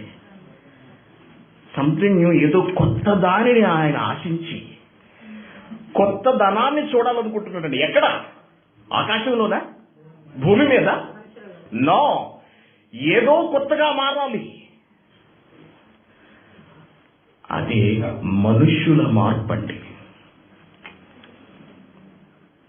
దేవుడు చూడాలనుకుంటున్నది మనుష్యులలో మార్పు, ప్రకృతిలో మార్పు కాదండి. మనుషులు ఉండడానికి అవసరమైన దానిలో కాదు మార్పు, మనుష్యులలో మార్పు చూడాలనుకుంటున్నాడు ఆయన. అది కొత్త సృజించబోతున్నాను అన్నాడు. మొత్తానికి సృజించాడండి. ఈయన వచ్చి మాట్లాడటం మొదలు పెట్టాడండి. ఎవరు? యేసుక్రీస్తు గారు. చాలా వింతగా ఉంది. మత్తయి సువార్త 7వ అధ్యాయము చివరి 2 వచనాలు. మత్తయి సువార్త 7వ అధ్యాయము చివరి 2 వచనాలు. యేసు ఈ మాటలు చెప్పి ముగించినప్పుడు జనసమూహము ఆయన బోధకు ఆశ్చర్యం. ధర్మశాస్త్రాన్ని చదివి వినిపిస్తే ఇప్పుడు ఆశ్చర్యపోలేదు ఈ ప్రపంచం. ఏమండి? ధర్మశాస్త్రంలో ఉన్న ఆజ్ఞలు పాటించాలని చెబుతున్నప్పుడు ఎవరికి ఆశ్చర్యం అనిపించలేదు ఇశ్రాయేలీయులకు. కానీ యేసుక్రీస్తు గారు మాట్లాడుతున్నప్పుడు చాలా ఆశ్చర్యంగాను చాలా కొత్తగాను అనిపించింది. చాలా విచిత్రంగా అనిపించింది సమాజానికి. ఆయన ఈ మాటలు చెప్పి ముగించినప్పుడు జనసమూహము ఆయన బోధకు ఆశ్చర్యపడుచుంది. ఆశ్చర్యపోయింది సమాజం, ఆశ్చర్యపోయింది. ఆ మాటలు విని ఆశ్చర్యపోయింది. తర్వాత అపోస్తలులు ప్రకటించారు ఆ మాటలు. అపోస్తలులు ప్రకటించేటప్పటికి మరింత ఆశ్చర్యం. మనుష్యులలో ఏదో తెలియని ఒక మార్పు, సమూలంగా నరాలలో కనబడని ఏదో ఒక కొత్తదనం. అపోస్తలుల గారు 2వ అధ్యాయము ఎన్నోసార్లు మనం చదివిన వచ్చిన అది చూడండి ఒకసారి. పేతురు గారు ప్రసంగం చేసిన తర్వాత వాళ్ళు ఏమంటున్నారు? వారి మాట విని హృదయంలో నొచ్చుకొని మేమేం చేయాలి ఇప్పుడు అన్నప్పుడు, మీరు బాప్తిస్మం తీసుకోండి, పాప క్షమాపణ నిమిత్తం ప్రతివాడు యేసుక్రీస్తు నామమున బాప్తిస్మం పొందండి. 44 వచనం చూడండి. ఇప్పుడు 44 ఎంత కొత్త ప్రపంచం అంటేనండి, ఎంత కొత్త లోకము, ఎంత కొత్త భూమి, ఎంత కొత్త ఆకాశము అంటే విశ్వసించిన వారందరూ ఏకముగా కూడి తమకు కలిగినది అంతయు సమష్టిగా ఉంచుకున్నారు. ఇది ఎక్కడ విడ్డూరం అంటే, ఉన్నది అందరూ సమానంగా పనిచేసుకోవడం ఏంటండి అసలు? కనీ విని ఎరుగంది కదా ఇది. అప్పటి వరకు ఉందా అసలు? ఏమండి, మనకున్న జీతం అందరూ సమానంగా పనిచేసుకుందాం. ఇక్కడ నెక్స్ట్ వీక్ అందరూ జీతాలు పట్టుకొచ్చి ఇక్కడ పెట్టండి. నెక్స్ట్ వీక్ అందరూ మీ శాలరీస్ పట్టుకొచ్చి ఇక్కడ పెట్టండి. మొత్తం లెక్క పెట్టి, ఇక్కడ ఎంతమంది ఉన్నామో లెక్క పెట్టి అందరికీ సమానంగా వాటర్ వేసి పనిచేద్దాం. ఓహో, ఎలా తొలగుందా?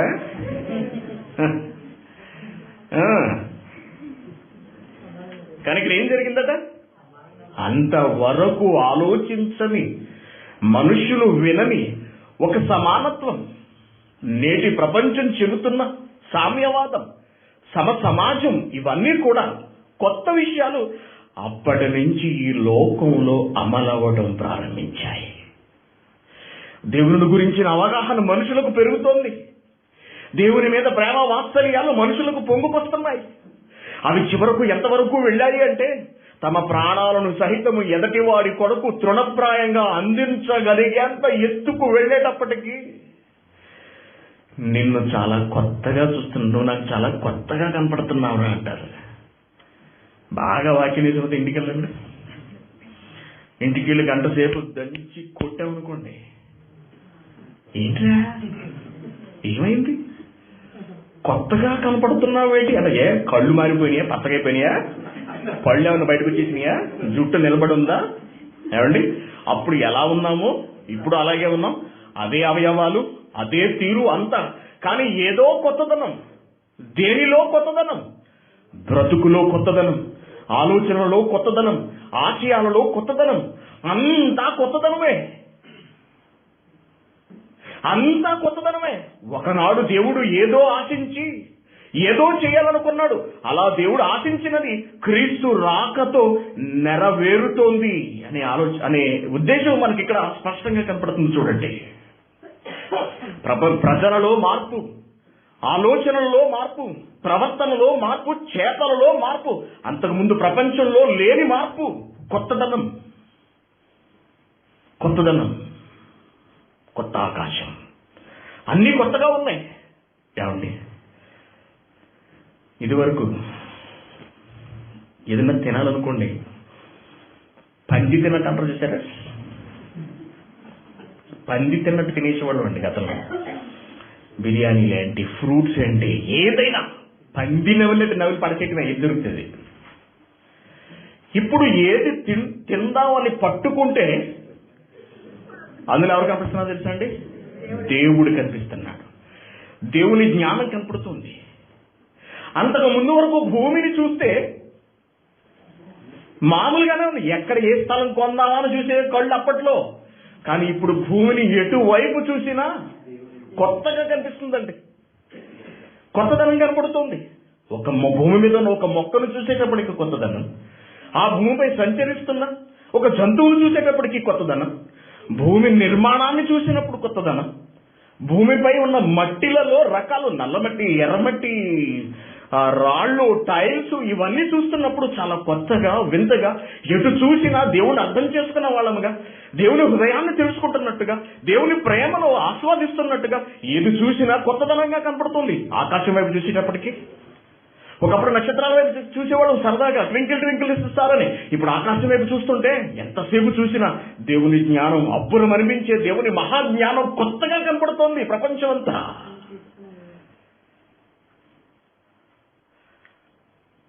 కొత్త ఆకాశం,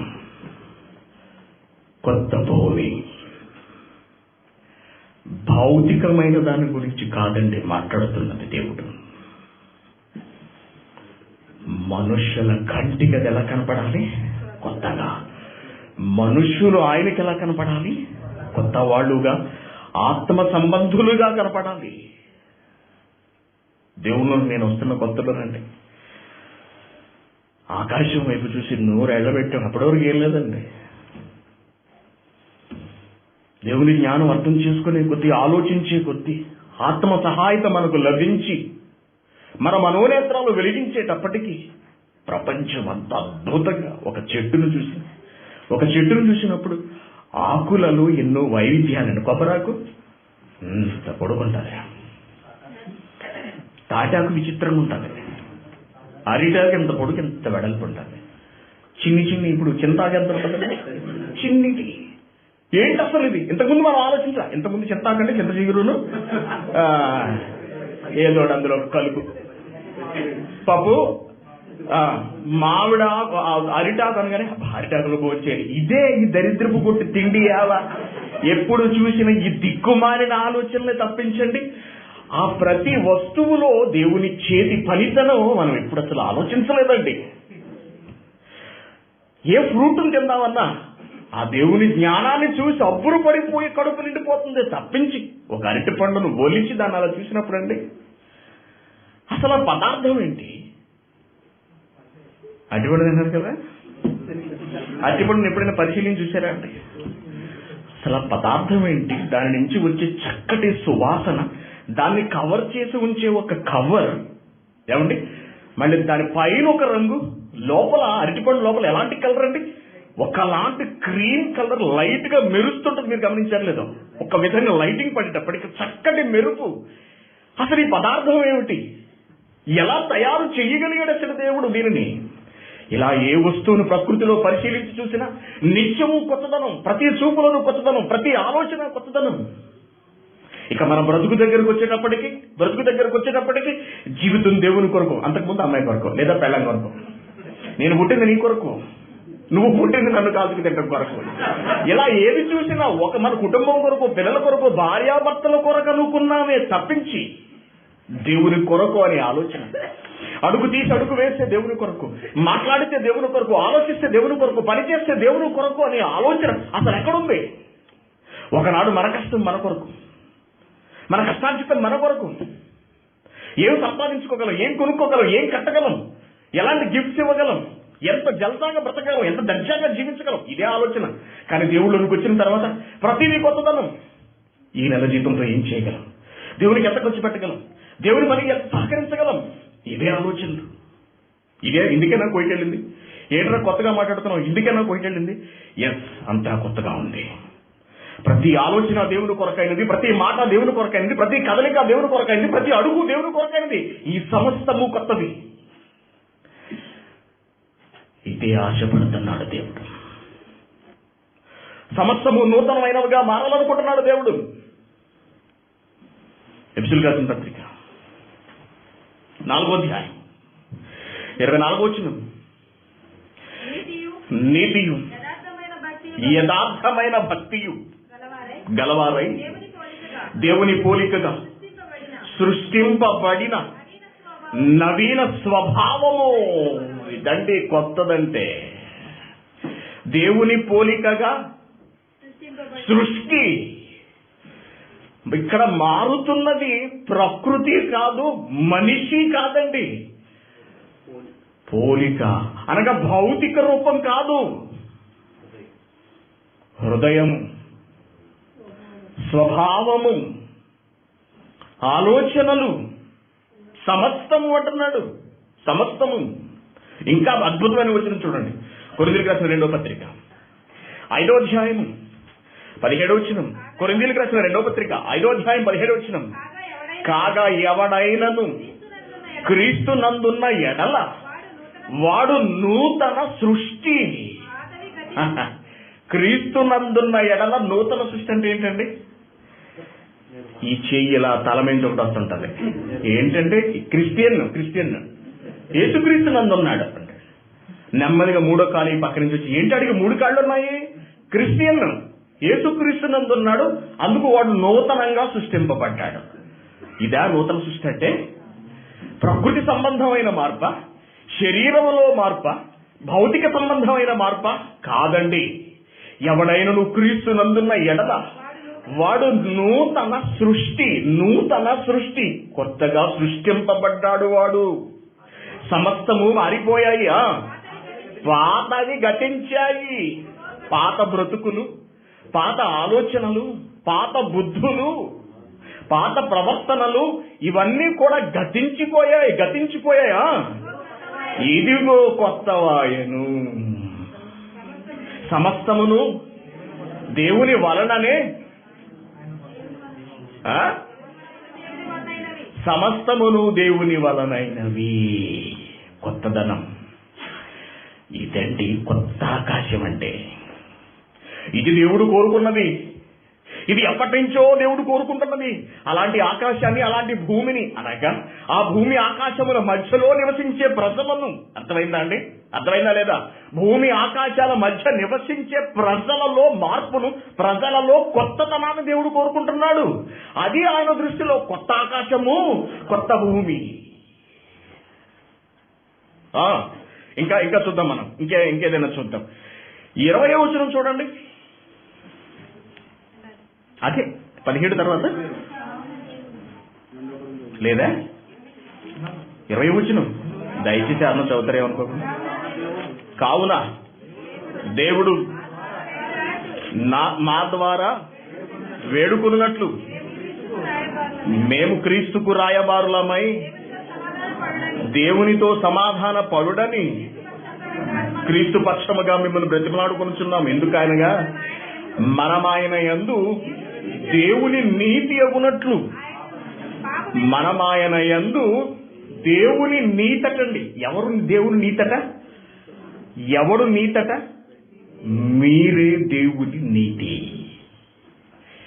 ఏంటి? మనిషి నీతి కూడా కాదు, రాజనీతి కూడా కాదు, ఎవడో ఒకడు నీతిమంతుడు నీతి కూడా కాదు. ఈ ప్రపంచంలో ఉన్న ఎవడో ఒకడు నీతి కాదు. ఒకరి నీతి ఒకలా ఉంటుంది, మరొకరి నీతి మరొకలా ఉంటుంది. ఒకడు నీతిమంతుడు ఉంటాడు, బాగా నీతిమంతుడు ఉంటాడు, ఒకడు నీతిలో హెచ్చు తగ్గులు ఉంటాయి. కానీ మనిషికి ఈ రోజున క్రైస్తవుడుకున్న నీతి ఎవరి నీతి అంటే డైరెక్ట్ గా దేవుని నీతి. అంటే క్రైస్తవుని చూస్తే ఎవరు కనపడుతున్నారు? దేవుడు నీతే కనిపిస్తుంది. ఎక్కడది ఇది? ఏంటి? ఏదో కొత్తగా ఉంది. ఏమండి? నూతనంగా సృష్టింపబడ్డామా లేదా? నూతన సృష్టి కదా. పాతవన్నీ విడిచిపెట్టామా లేదా? పాత బుద్ధులు వదులుతున్నాం కదండి, వదిలేసుకుంటున్నాం కదా. మళ్ళీ చదవండి వచ్చిన 17. ఎవడైనను క్రీస్తునందున్న ఎడల వాడు నూతన సృష్టి. ఎవడు ఎన్నింటిని వదులుకుంటున్నామండి? డబ్బు వదులుకున్నాం లేదా? శరీర కోరికలు, నేత్రాశలు, జీవపు డంబాలు, కోపాలు, అసూయలు, ద్వేషలు, కక్షలు, క్రోధములు, భేదములు, విమతములు, వీటన్నిటిని నెమ్మదిగా విడిచిపెడుతూ నూతన సృష్టి. నిజంగా అదే మరి. గతంలో నాకున్న కోపానికి, నాకున్న ఆ విషయానికైతే చాలా విషయాలు చాలా రకాలుగా ఉందండి, తెలుసా? చాలా విషయాలు చాలా రకాలుగా ఉండదు. ఎందుకు నిశ్శబ్దతలోనికి వెళ్ళిపోతానో తెలుసా అండి నేను? ఓర్పు, సహనము, దీర్ఘశాంతము. గతం లాంటి వాడు కాడు. పాతవి గతించెను. కారణం ఏంటో తెలుసా? ఇప్పుడు క్రీస్తునందున్న మనము నూతన సృష్టి. అదండి దాని అర్థం. మార్చుకుంటున్నారు కదా? మారుతున్నారా? మారారా? అంటే మీరు ఎలా సృష్టింపబడుతున్నారు? నూతనంగా సృష్టింపబడుతున్నారు. ఇది కోరుకుంటున్నాడండి. భూమి మీద ఉన్న తన పిల్లలు, ఆకాశం మధ్యలో ఉన్న భూమి, ఆ భూమి మీద నివసిస్తున్న తన పిల్లలు కొత్త వాడుగా, కొత్త మనస్తత్వంతో, కొత్త బ్రతుకులతో, కొత్త జీవితంతో తన కొరకై బ్రతికే ఒక ఉన్నతమైన స్థితిని దేవుడు కొత్త ఆకాశము, కొత్త భూమిగా చెప్పాడండి. దీన్ని మార్చేస్తాడట పూర్తిగా. అప్పుడు 1000 ఏళ్ల పరిపాలన కొత్తది చేసిస్తాడని ఆయన. కొత్తది చేసి ఇచ్చేస్తాడా? ఇక్కడ ఏం చేసేవని ఉన్నదాన్ని ఉన్న ప్రకృతిని ఉపయోగించి దేవుని కొరకు ఏం కష్టపడ్డావని, ఏం పని చేసావని నీకు కొత్తది ఇవ్వాలి అసలు. పైగా ఎవరికి 1000 ఏళ్ల పరిపాలన ఎవరికి? ఎవడైతే మారడో వాడికి మళ్ళీ 1000 ఏళ్ల పరిపాలన, అవునా కదా? అప్పుడు ప్రత్యేకమైన తరగతులు చెప్పి అప్పుడు వాడిని మార్చే ప్రయత్నం చేస్తారు. అప్పుడు కొత్త ఆకాశం మళ్ళాడికి స్పెషల్, అవునా? అంతవరకు దేవుని కొరకు కష్టపడి బ్రతికి ప్రాణత్యాగం చేసిన వాళ్ళకి ఈ డొక్కు ఆకాశము డొక్కు భూమి అన్నమాట. ఇది ఎక్కడ న్యాయం అండి? అప్పుడు 1000 ఏళ్ల పరిపాలన ఏంటండి? అప్పుడు వాళ్ళకు కొత్త ఆకాశం కొత్త భూమి ఏంటండి? మరి మన పరిస్థితి ఏంటి? అర్థం కాలేదండి సమాజానికి. మరొక వచనం చూద్దాం. తీతుకు రాసిన పత్రిక 3వ అధ్యాయం 5వ వచనం. ఇది ఎలా నెరవేరుతుంది అంటున్నాడు చూడండి ఒకసారి.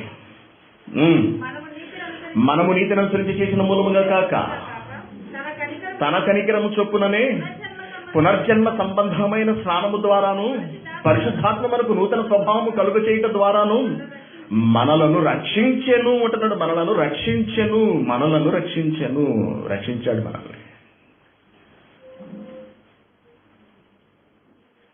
అందరూ వింటున్నారా? నిద్రపోతున్నారా? ఎవరో నిద్రపోయి తలాడేసినట్టు నాకు అనిపించింది. వేశారా? ఏమండి వద్దా? పాఠం చెప్పతే ముగించుకుందామా? టైం అయిపోయిందా? 5:20 క్లోజ్ చేసేద్దామా? మనకెందుకండి ఇలాంటివన్నీ గాడిద గుడ్డు. పడుకుందాం హాయిగా, ఇంటికి అసలే వాళ్ళు సెలవు. నిన్న కూడా సెలవు తీసుకున్నాం. రేపు నుంచి మళ్ళీ డ్యూటీలు.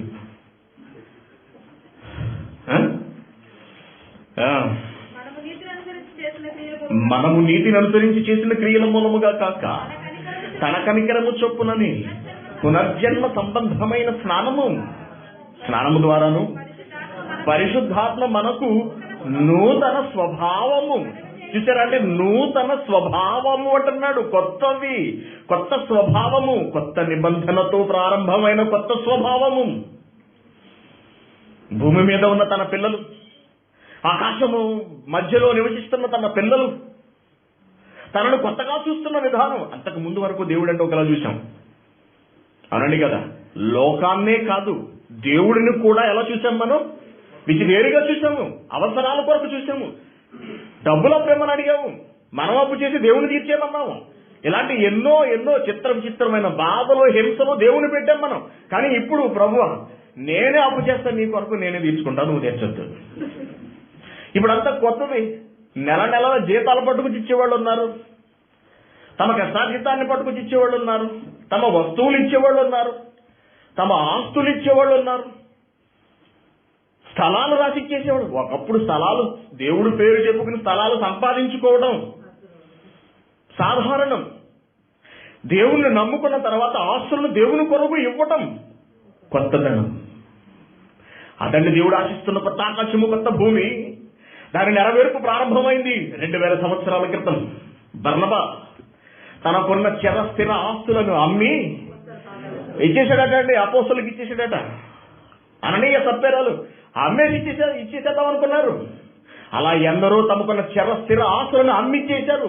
దేవుని నమ్ముకుంటే కలిసి వస్తుందని అనుకుంటే, దేవుని నమ్ముకుంటే ఆస్తులు ఇచ్చేటువంటండి. విడ్డూరం కాకపోతే కొత్తగా అన్నారంట. మన సహోదరి మరియా అనే ఆవిడ తన ఆస్తి దేవుని పేరు రిజిస్టర్ చేయించడానికి వెళ్ళినప్పుడు, అమ్మ ఇలాంటిగానే నిన్నే చూస్తున్నాము, కొత్తగా ఉంది, ఇదేంటిది? ఇది కొత్త భూమి, ఇది కొత్త ఆకాశం, ఇది కొత్త వరవడి, ఇది ఒక కొత్త జీవితం, దేవుడు ఆశించిన జీవితం, దేవుడు ఆశించిన బ్రతుకు, దేవుడు మెచ్చే బ్రతుకు ఇది. అదే కొత్త భూమి, కొత్త ఆకాశం. భౌతిక సంబంధమైనది కాదండి ఇది, ప్రకృతి సంబంధమైనది కాదు ఇది, రూపకాలంకారంగా దేవుడు మాట్లాడుతున్నది ఇది. గలతీయులకు రాసిన పత్రిక చూడండి ఏమంటున్నాడు. 6వ అధ్యాయము 15వ వచనం. గలతీయులకు రాసిన పత్రిక 6వ అధ్యాయం 15వ వచనం. కొత్త సృష్టి పొందుటయే గాని సున్నతి పొందుటయందు ఏమీ లేదు అంటున్నాడు. చాలా జాగ్రత్తగా ఇక్కడ ఈ విషయం ఎంత క్లియర్ గా తెగొడుతున్నాడంటే, భౌతిక సంబంధమైన దానికి ఆత్మ సంబంధమైన దానికి ఉన్న తేడాను వివరిస్తున్నాడు. చూడండి, సున్నతి పొందాలి అని చెప్పి కొందరు వెళ్లి బోధ చేస్తున్నారట. సున్నతి పొందితే తప్ప పరలోకం వెళ్ళమని బోధిస్తున్నారట. సున్నతి అంటే ఏంటో మీకు తెలుసు. ఇశ్రాయేలీల పురుషులకు దేవుడిచ్చిన ఒక కట్టడి, నిబంధన. అది ఎప్పటి నుంచి? అబ్రహాము కాలం నుంచే ఇది మొదలైంది. ఇష్మాయిల్ అప్పటి నుంచే ఇది అమల్లో ఉంది, అమలు చేసుకుంటూ వెళుతున్నారు. అలా చేసుకుంటే తప్ప మనం దేవుడి దగ్గరకు వెళ్ళమని క్రీస్తు వచ్చిన తర్వాత కొంతమంది బోధిస్తున్నారట. క్రీస్తు వచ్చిన తర్వాత అసలు అలాంటివి ఏమైనా ఉన్నాయి? శరీర సంబంధమైనటువంటి నిబంధనలు ఏమైనా ఉన్నాయా? లేవు. కానీ అలా బోధించేటప్పటికీ పౌలు గారు ఆ విషయానికి వివరణించుకుంటూ, గల్తీయులకు రాసిన పత్రిక అంతా అదేనండి, వివరణించుకుంటూ వస్తున్నాడు.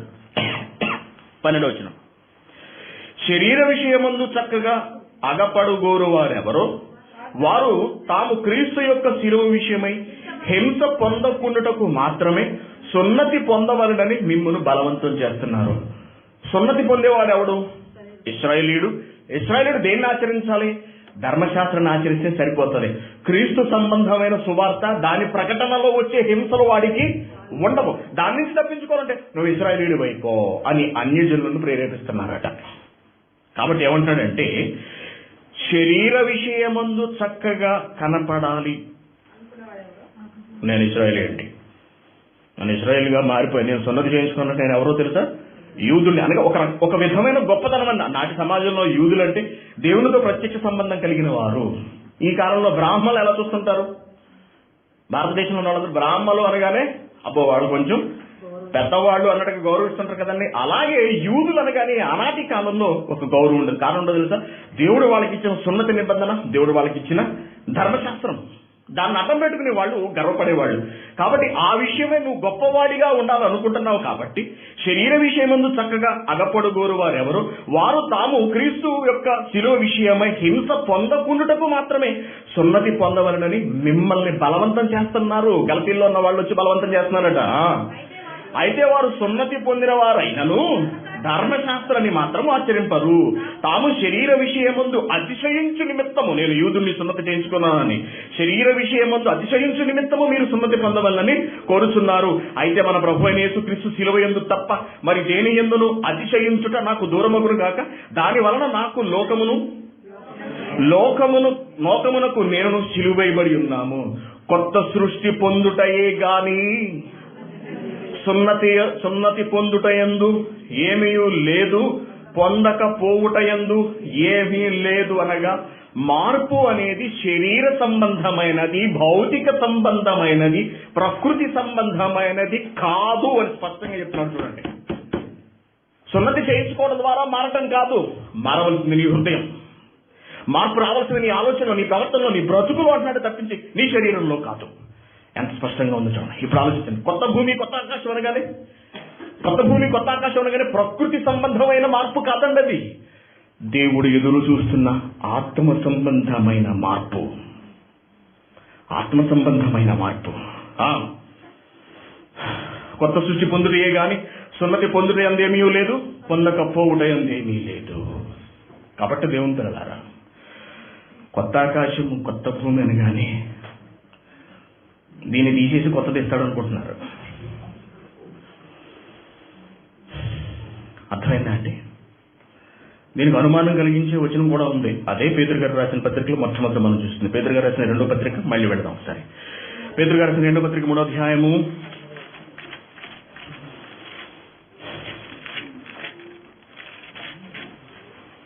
13వ వచనం. ఆయనను మనం ఆయన వాగ్దానమును బట్టి కొత్త ఆకాశము కొత్త భూముల కొరకు కనిపెట్టుచున్నాము. మళ్ళీ ఏంటి కొత్త ఆకాశం ఎందుకు కనిపెడుతున్నాం అంటున్నాడు? ఆల్రెడీ వచ్చేసింది కదా. పౌలు గారికి అర్థం కాలేదా? అంత పరిజ్ఞానం లేదా? సరిగా ఆలోచించలేకపోయాడా? మరి కొత్త ఆకాశము కొత్త భూమి కొరకు ఎందుకు కనిపెడుతున్నాం అన్నాడు. పై నుంచి చూద్దాం దీని సంగతి ఏంటి అసలు. మొదటి వచనం, ప్రియులారా ఈ 2వ పత్రిక మీకు ఇప్పుడు నేను రాస్తాను, నేను చదువుతున్నాను, మీరు వినండి. పరిశుద్ధ ప్రవక్తల చేత పూర్వమందు పలకబడిన మాటలను ప్రభువైన రక్షకుడు మీ అపోస్తుల ద్వారా ఇచ్చిన ఆజ్ఞను మీరు జ్ఞాపకం చేసుకొనవలనని విషయములను మీకు జ్ఞాపకం చేసి నిర్మలమైన మీ మనస్సులను రేపుచున్నాను. అంత్యదినములలో కొందరు అపహాసకులు అపహసించుచూ వచ్చి ఆయన రాకడను గూర్చిన వాగ్దానమేమాయెను.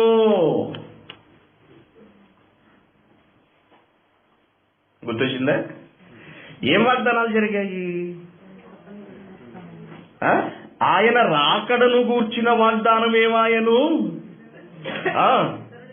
పితరులు నిద్రించినది, పితరులు ఎప్పటి ఓళ్ళో నిద్రించినది, చనిపోయినది మొదలుకొని సమస్తమును సృష్టి ఆరంభములో ఎలా ఉన్నదో ఎప్పటికీ అలాగే నిలిచింది కదా. యేసుక్రీస్తు వస్తాడు. ఆయన వస్తే ఏదో అయిపోతుంది, భూమి ఆకాశాలు గతించిపోతాయి, సర్వము సర్వనాశనం అయిపోతుంది, ఇవన్నీ తగలబడిపోతాయి, కొత్త ఆకాశము కొత్త భూమి వస్తుంది, ఏదో అయిపోతుందని మీరు చెప్పారు కదా, ఇంకా అవలేదేంటి అని కొంతమంది అపహాసకులు వచ్చి అడుగుతారు. మరి పిచ్చోళ్ళారా అని దేవుడు ఎలాంటి సమాధానం చెప్తున్నాడు చూడండి. పేతురుకి ఎందుకు బయటకు వెళ్తున్నారు అసలు? అందరూ బయటికి ఎందుకు వెళ్తున్నారు? ఎలయనగా పూర్వము నుండి ఆకాశముండెననియు. చూడండి, పూర్వము నుండి ఆకాశం ఉంది, నీళ్ళల్లో నుంచి నీళ్ల వలన భూమి సమకూర్చబడింది, దేవుని వాక్యం వలన అవన్నీ కలిగనని వారు బుద్ధిపూర్వకంగా మర్చిపోయారు. అసలు ఇది ఎందుకు ఉందో నీకు తెలుసురా? మారేది ఏదని దేవుడు చెప్పాడో నీకు తెలుసా? ఎప్పుడు మారతాదని చెప్పాడో నీకు తెలుసా? అసలు ఇది ఎలా తయారయ్యాయో నీకు తెలుసా? ఇదేదో అయిపోతుంది, యేసుక్రీస్తు అని ఆయన వస్తాడో ఏదో చేసేస్తాడని మీరు చెప్పారు కదా. అసలు ఇవి రావటానికి వెనుక ఎంత ప్రక్రియ జరిగిందో మీరు ఆలోచించారా ఎప్పుడైనా? ఆకాశము ఎప్పటి నుంచి ఉంది? పూర్వము నుండి ఉండిననియు, నీళ్ళలో నుండి నీళ్ల వలన సమకూర్చబడిన భూమి దేవుని వాక్యం వల్ల కలిగింది, నీకు తెలుసా? కలిగిననియు వారు అడిగేవాళ్ళు బుద్ధిపూర్వకంగా మర్చిపోయారు. అనగా ప్రకృతి నిర్మాణం ఎలా జరిగింది అన్నది వాళ్ళు అర్థం చేసుకోలేక క్రీస్తు వస్తే ఏదో జరిగిపోతాది అని, దేవుడు ఈ లోకాన్ని ఏదో చేసేస్తాడని ఎప్పటి నుంచో చెప్తున్నారు కదా. మరి ఇంకేం జరగలేదేంటి?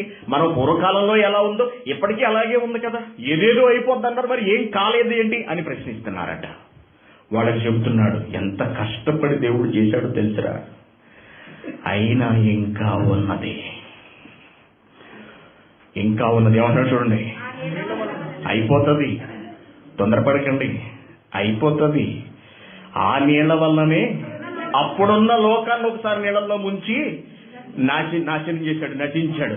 అయితే ఇప్పుడున్న ఆకాశము ఈ భూమియు భక్తిహీనుల తీర్పును నాశనము జరుగు దినము వరకు అగ్ని కొరకు నిలవ చేసి ఉంచాడు. అడుగుతున్నారు కదా, ఇంకా ఏం కలదని అడుగుతున్నారు కదా, మీకోసమే ఉంచాడురా పిచ్చోళ్ళలారా అని కిందకు చోటకి ఎక్స్ప్లెయిన్ చేస్తున్నాడు. చూడండి ప్రియులారా, మీకు బుర్ర లేక మాట్లాడుతున్నారు కానీ ఒక విషయం మర్చిపోకండి. ఏమనగా ప్రభు దృష్టికి ఒక దినము 1000 సంవత్సరముల వలెను, 1000 సంవత్సరములు ఒక దినము వలెను ఉన్నవి. కొందరు ఆలస్యమని ఎంచుకున్నట్లు ప్రభు తన రాకడను గూర్చి తన వాగ్దానమును గూర్చి ఆలస్యము చేసేవాడు కాడు గాని, ప్రశ్న అడుగుతున్న మీరు ఎవడును నశింపవలనని ఇచ్చయింపక మీరందరూ కూడా మారు మనస్సు పొందాలని కోరుచు దీర్ఘశాంతము గలవాడై ఉన్నాడు. మీరు మారతారనే, ఇంకా మీ గురించే భూమి ఉంది, పాపులైన మీరు మారతారని భూమి నుంచాడు, ఆకాశం నుంచాడు, తుడిచిపెట్టేయగలడు అవసరమైతే. కానీ మీ మార్పును కోరుకుంటున్నాడు దేవుడు. మీకు ఇష్టం లేదా ఈ భూమి మీద ఉండటం? నాశనానికి వెళ్ళిపోతారా? ఒకవేళ మీరు అనుకుంటున్నట్టుగా యేసుక్రీస్తే కనుక వచ్చేస్తే ఏం జరుగుతుందో చెప్తున్నాడు చూడండి. ఆయన వచ్చేస్తే ప్రభు దినం మీరు అనుకుంటున్నట్టుగానే దొంగ వచ్చినట్టు వస్తుంది. ఆ దినమున అడుగుతున్నారు కదా ఏమైతే, ఇంకా ఏం అవలేదంటే అయిపోతాయి, కంగారు పడకండి. ఆ దినమున ఆకాశములు మహాధ్వనితో గతించిపోవును, పంచభూతములు మిక్కుటమైన వేటముతో లయమైపోవును, భూమియు దాని మీద ఉన్న కృత్యములు కాలిపోవును. ఇవన్నీ ఇట్లు లయమైపోవునవు కనుక ఆకాశములు రగులుకొని లయమైపోవును, పంచభూతములు మహావేంద్రముతో కరిగిపోవునట్టు దేవుని దినపు రాకడ కొరకు కనిపెట్టుచు దానిని ఆశతో అపేక్షించుచు మీరు పరిశుద్ధమైన ప్రవర్తన గలవారే జాగ్రత్తగా ఉండటం మంచిది చెప్తున్నాడండి. వాళ్ళకి విషయాన్ని అందరినీ ఎక్స్ప్లెయిన్ చేసుకొస్తాడు. ఇంకా ఈ భూమి ఎందుకుందో అసలు. అయినను మనం ఆయన వాగ్దానానికి మీరు మారకపోతే ఆ అగ్నిగుండంలో పడి సర్వనాశనానికి వెళ్ళిపోతారు మీరు మారకపోతే. అయితే మనం ఆయన వాగ్దానాన్ని బట్టి దేవుని కొరకు బ్రతికిన మేము కొత్త ఆకాశము కొత్త భూమిలోనికి మేము వెళ్ళిపోతాం. మేము కనిపెడుతున్నాము. మీరున్నది నాశనం అయిపోతుంది. మీరు మారట్లేదు. ఇంకా ఆయన వచ్చేస్తాడు ఏదో ఒక రోజుని సర్వనాశనం చేసేస్తాడు. మీరు అగ్నిగుండంలోకి వెళ్ళిపోతాడు. ఈ భూమితో పాటు మీరు కూడా సర్వనాశనం అయిపోతారు. కానీ మేము మా దేవుడు మా కొరకు సిద్ధపరిచిన కొత్త ఆకాశము కొత్త భూమిలోనికి వెళ్ళిపోతాము. వాటి యందు నీతి నివసిస్తుందా? నీతి నివసించడం ఏంటండి? మనుషులు కదా. నీతి నివసించడం ఏమిటి? ఏమిటంతగా ఆ కొత్త ఆకాశం కొత్త భూమి అంటే క్రీస్తు రాకడతో తీసుకెళ్లేది ఎక్కడికి? పరలోకం. అంటే ఇక్కడ చెబుతున్న ఈ కొత్త ఆకాశము కొత్త భూమి పరలోకాన్ని ఉద్దేశించి చెబుతున్నాడు. అక్కడికి వెళ్ళిపోతాం మేము. ఇది ఇంకా నాశనం అవ్వలేదని మీరు తొందరపడిపోతున్నారు. మాకేం నష్టం లేదు. ఇది పోయినా మాకు కొత్త ఆకాశము కొత్త భూమిగా పరలోకం ఉన్నది. ఏది లేక నరకానికి పోయేది మీరే. ఇదండి ఇక్కడ సందర్భం. దీన్ని ఇలా చెప్పడానికి గల కారణం. అర్థమైందా లేదా? అర్థమైందా లేదా? అంతే తప్పించి మళ్ళీ ఈ భూమి సర్వనాశనం అయిపోయిన తర్వాత మళ్ళీ ఒక కొత్త ఆకాశం మళ్ళీ ఒక కొత్త భూమి ఉంటుందని కాదండి. మీరు దీన్ని వద్దనుకుంటున్నారు. దేవుడిచ్చిన అవకాశాన్ని ఈ భూమిలో ఉండగా మీరు కాలదనుకుంటున్నారు.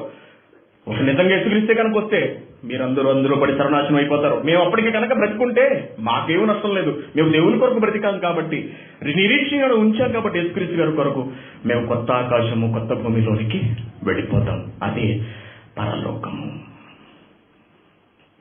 పరలోకం అదే విషయాన్ని ప్రకటన గ్రంథంలో మాట్లాడుతున్నాడు. చూడండి, ప్రకటన గ్రంథం 21వ అధ్యాయం. అంతటా నేను కొత్త ఆకాశమును కొత్త భూమిని చూసి తిని, మొదటి ఆకాశము మొదటి భూమి గతించిపోయిన, అనగా మానవ నివాసము ఒక చోటు నుంచి మరొక చోటికి మారింది. ఇప్పుడు మనం ఎక్కడ నివసిస్తున్నాం? నివసిస్తున్నామండి? మనం భూమి మీద నివసిస్తున్నాం, అవునా? మన నివాసము క్రీస్తు రాకతో మరొక చోటికి మారిపోబోతోంది. ఏమిటా చోటు? అదే పరలోకము. ఆ మనుషులందరూ దేవుని పిల్లలందరూ నివసించే ఆ చోటునే మరలా భూమి వాళ్ళున్న చోటే ఆకాశముగా రూపకాలంకారంలో వర్ణిస్తున్న వర్ణనండి అదంతా. అర్థమైందా? అంతే తప్పించి మరొక భూమిని మరొక ఆకాశాన్ని పరలోకంలో చేస్తాడు, దీన్ని ఇక్కడ తీసేసి అక్కడ పెడతాడని కాదండి. మనం నివసించడానికి ఇక్కడ ఉపయోగపడింది భూమి ఆకాశం. వాళ్లే మనుషులు క్రీస్తు ద్వారా మార్పు పొంది నూతన పరచబడిన వారై పరలోకానికి వెళ్ళారు.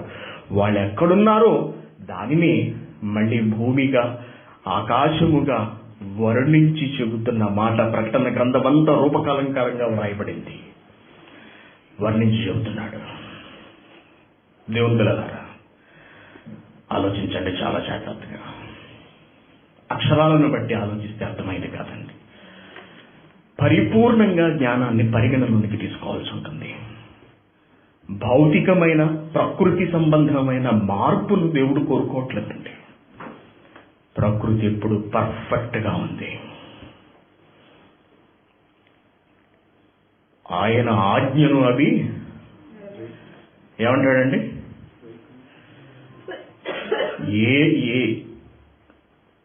అవి ఏనాడు ఆయన ఆజ్ఞను అతిక్రమించవు అంటాడు ఒక చోట. అవునా? నక్షత్రముల గురించి మాట్లాడద్దు. మృగశీర్షిక కట్లను నువ్వు విప్పగలవా? సప్తర్షి నక్షత్ర మండలాలను నువ్వు నడిపించగలవా? ఏదియు దేవుడిచ్చిన ఆజ్ఞను అతిక్రమించదు. నువ్వెక్కడ పండు అని దేవుడు ఆజ్ఞాపించాడంటే తప్పనిసరిగా భూమి పండి తీరవలసిందే. నువ్వక్కడ పండటానికి వీల్లేదు. చౌడు నేలగా మారాలి, ఎడారిగా మారాలని దేవుడు ఆజ్ఞాపించాడు. కాబట్టి ఈ ప్రాంతం అంతా ఎడారిగా మారిపోయింది. దేవుని ఆజ్ఞను ప్రకృతి అతిక్రమించదండి.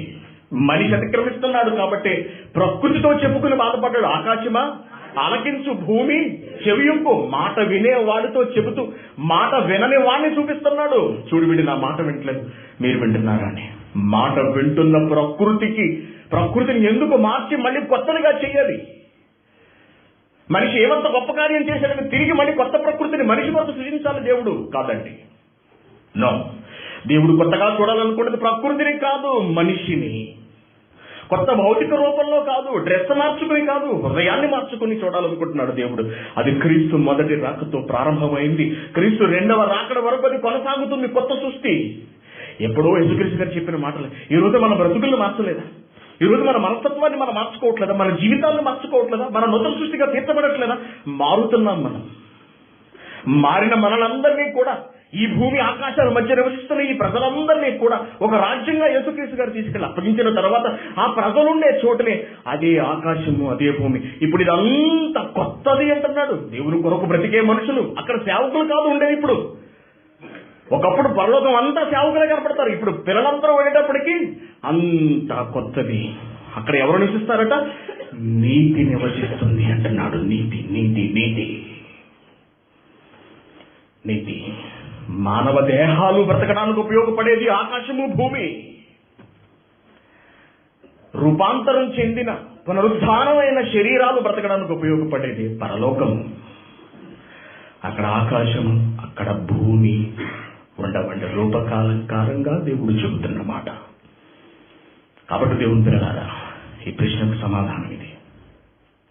కొత్త ఆకాశము, కొత్త భూమి అనగానే భౌతికంగా ప్రకృతి సంబంధంగా ఆలోచించారు. అలా ఆలోచించకూడదండి. ప్రతిదీ ఆత్మ సంబంధంగా ఆలోచించాలి. ఆత్మ సంబంధమైన వివరణను మనం వెతికే ప్రయత్నం చేయాలి. ప్రకృతి మారితే దేవుడికి ఏంటనా లాభం? మొక్కలు మారాలి, జంతువులు అంటే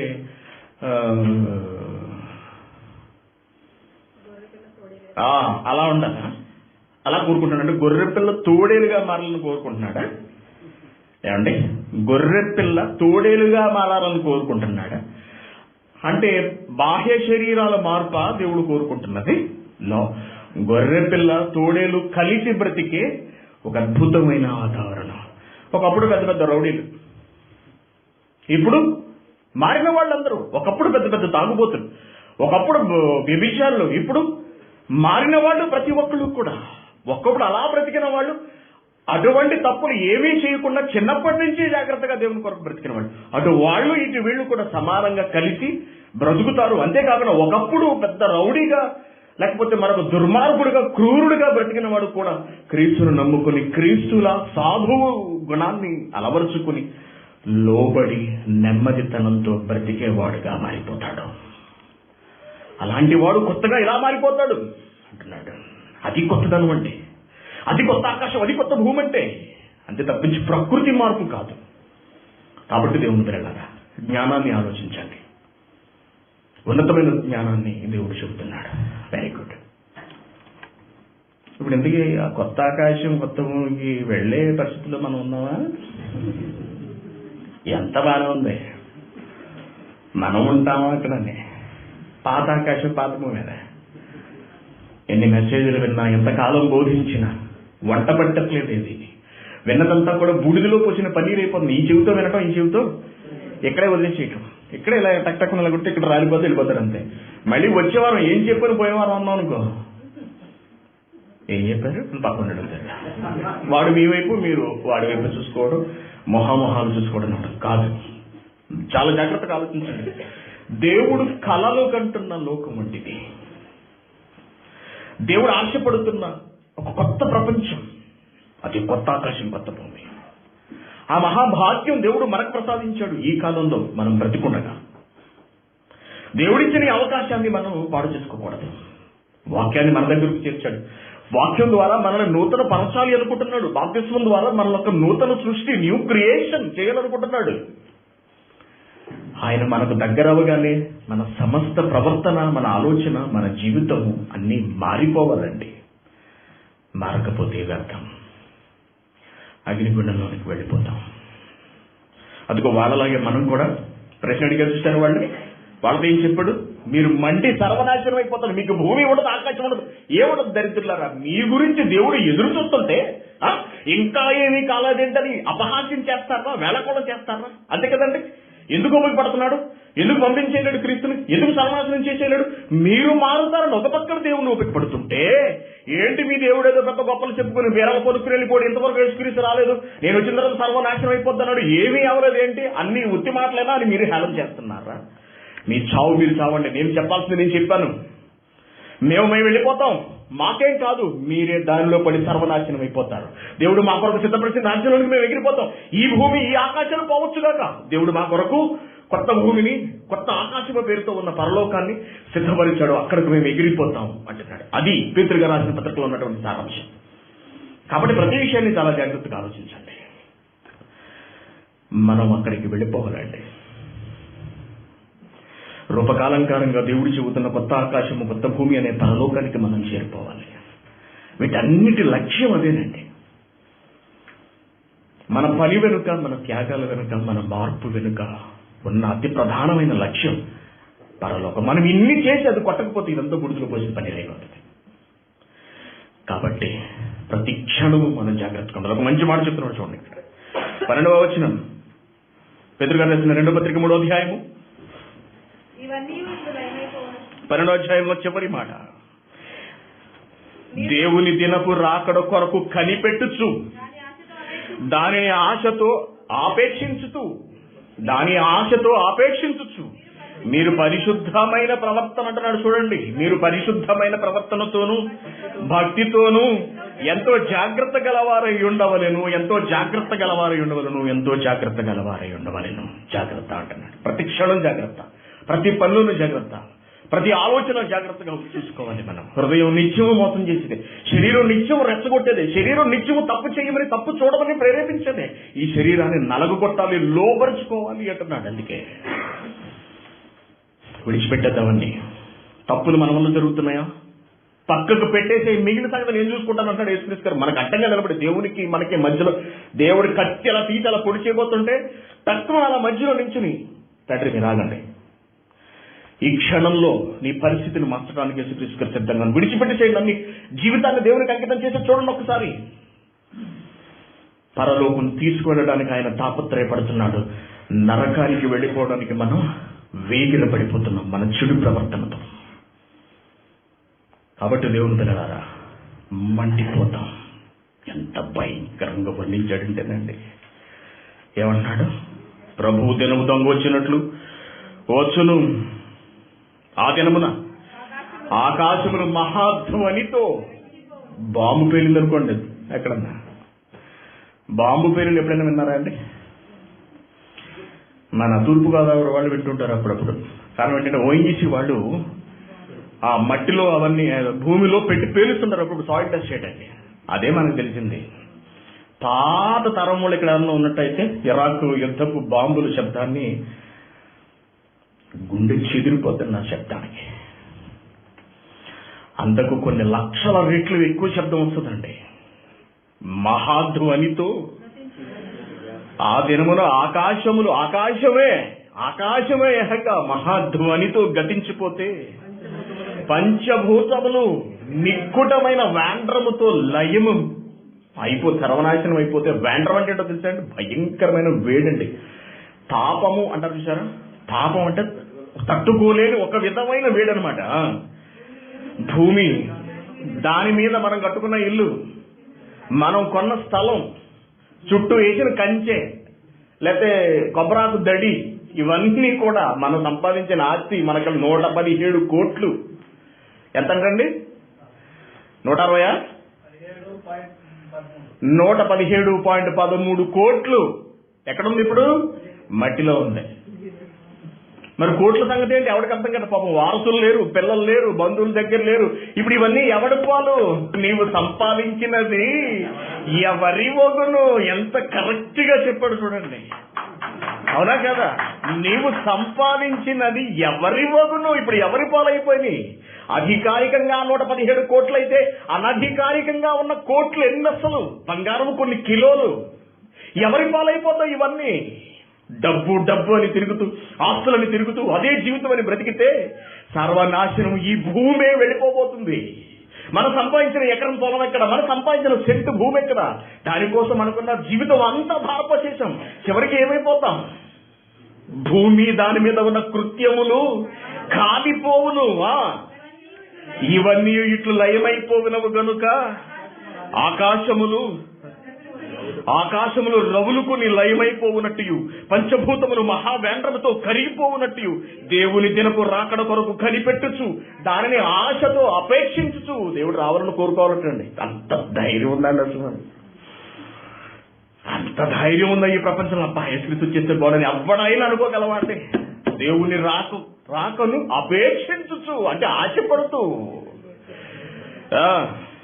మీరు పరిశుద్ధమైన ప్రవర్తన గలవారై, ప్రవర్తనతోనూ భక్తితోనూ ఎంతో జాగ్రత్త గలవారై ఉండవలెను. దేవులారా జాగ్రత్త. క్షణంలో ప్రాణం పోవచ్చు. ఫుట్బాల్ టీం వెళ్ళిపోయిందండి. ఫుట్బాల్ ఆడతాకి వెళ్తున్నారంట. ఎక్కడ? దక్షిణ అమెరికాలో ఒక ప్రాంతం నుంచి మరొక ప్రాంతానికి ఫుట్బాల్ టీం అందరూ కలిపి ఒక విమానం వెళ్తున్నారు. విమానం కూలిపోయిందంట. అందరూ చచ్చిపోయారు.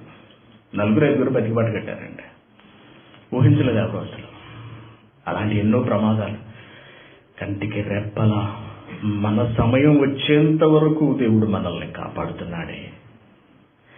ఆ మరణాల సంఖ్యలో మనం లేవే అంటే దేవుడు మనకి ఇంకా అవకాశం ఇస్తున్నాడనే కదండి అర్థం. ఒక రోజు తెల్లారింది అంటే దేవుడు మనం మారడానికి ఒక అవకాశం ఇస్తున్నాడండి. మరొక రోజు ఇచ్చాడు. అందుకే ఏమన్నాడు? నేడే రక్షణ దినం అంటున్నాడు. ఈ లోకం వీళ్ళనుకుంటున్న రక్షణ కాదండి. వాస్తవమైన యథార్థమైన దేవుని కొరకు బ్రతికి ఉన్నతమైన బ్రతుకు సమస్తము కొత్తవి కావటానికి, దేవుడు కలలు గన్న నూతనత్వం మనలో నింపుకోవడానికి, కొత్త భూమి కొత్త ఆకాశముగా ఆయన మనలను చూడడానికి దేవుడిస్తున్న ఒక అవకాశమే ఒక రోజు. కాబట్టి దేవుని పిల్లారా, మారదాం. ఇక్కడి నుంచైనా మారాలి. ఇక్కడి నుంచైనా పరలోకము అనే ఆ కొత్త భూమి కొత్త ఆకాశానికి మనం అందరము చేరిపోవాలి. ఇది కొత్త భూమి కొత్త ఆకాశం. ప్రకృతి సంబంధమైనది కాదు, శరీర సంబంధమైనది కాదు. భూగోళంలో మార్పుని, ఆకాశంలో మార్పుని దేవుడు కోరుకోవట్లేదు. మనుషుల మనస్తత్వంలోనూ హృదయంలోనూ ప్రవర్తనలోనూ మార్పును దేవుడు ఆశపడుతున్నాడు. అది కొత్త భూమి. మనము కొత్తగా కనపడాలనుకుంటున్నాడు. అలాంటి వాళ్ళు నివసించే కొత్త భూమి కొత్త ఆకాశాన్ని దేవుడు చూడాలనుకుంటున్నాడు. మారిన వాళ్ళు నివసించే కొత్త భూమి కొత్త ఆకాశాన్ని దేవుడు చూడాలని తాపత్రయపడుతున్నాడు. కళ్ళు మూసుకోండి. తలమును మాకు తండ్రి, మీ పిల్లలకు మీ మాటలు తెలియజేశాను. కొత్త భూమి కొత్త ఆకాశం అనగానే ఇవి పోయి కొత్తవి వస్తాయని అందరూ ఆశతో ఎదురు చూస్తున్నారు. వాటిలో 1000 ఏళ్ల పరిపాలన జరుగుతుందని చెబుతున్నారు తండ్రి. ఆయన మేము మారడాన్ని మీరు కొత్తది అంటున్నారు. ఆ కొత్తదాన్ని మీరు ఈ ప్రపంచానికి క్రీస్తు ద్వారా పరిచయం చేశారు. కొత్త లోకం, కొత్త ఆలోచనలు, కొత్త తలంపులు, కొత్త ప్రవర్తన, సమస్తము కొత్తవి. నూతనపరుస్తున్నారు తండ్రి మమ్మల్ని మీ వాక్యం ద్వారా. మరింత పట్టుదలతో, మరింత వాక్య బలంతో మేము నిట్టుకుని మీ పనిలో ముందుకు కొనసాగాలి. మా బ్రతుకులో, మా ప్రవర్తనలో, మా చూపులో, మా ఆలోచనలో సమస్తము మారాలి తండ్రి. సమస్తము కొత్తవాయిను అంటున్నారు. సమస్తము కొత్తవిగా మారాలి. నూతన సృష్టిగా మేము మార్పు చెందాలి. ఇదే మీరు ఆశపడుతున్నది తండ్రి. ప్రయత్నిస్తున్నాం. మీరు మెచ్చే పిల్లలుగా, మీరు కోరుకునే పిల్లలుగా, మీ స్థాయికి ఎదగటానికి, మీ నీతి మా యందు నివసింప చేయగలిగే ఉత్తమమైన పిల్లలుగా బ్రతకాలని ఆశపడుతున్నాం. వాక్యం ద్వారా మాకు సహకరిస్తున్నందుకు మీకు ధన్యవాదాలు. నిత్యము మాతో ఉండి మమ్మల్ని నడిపించండి తండ్రి.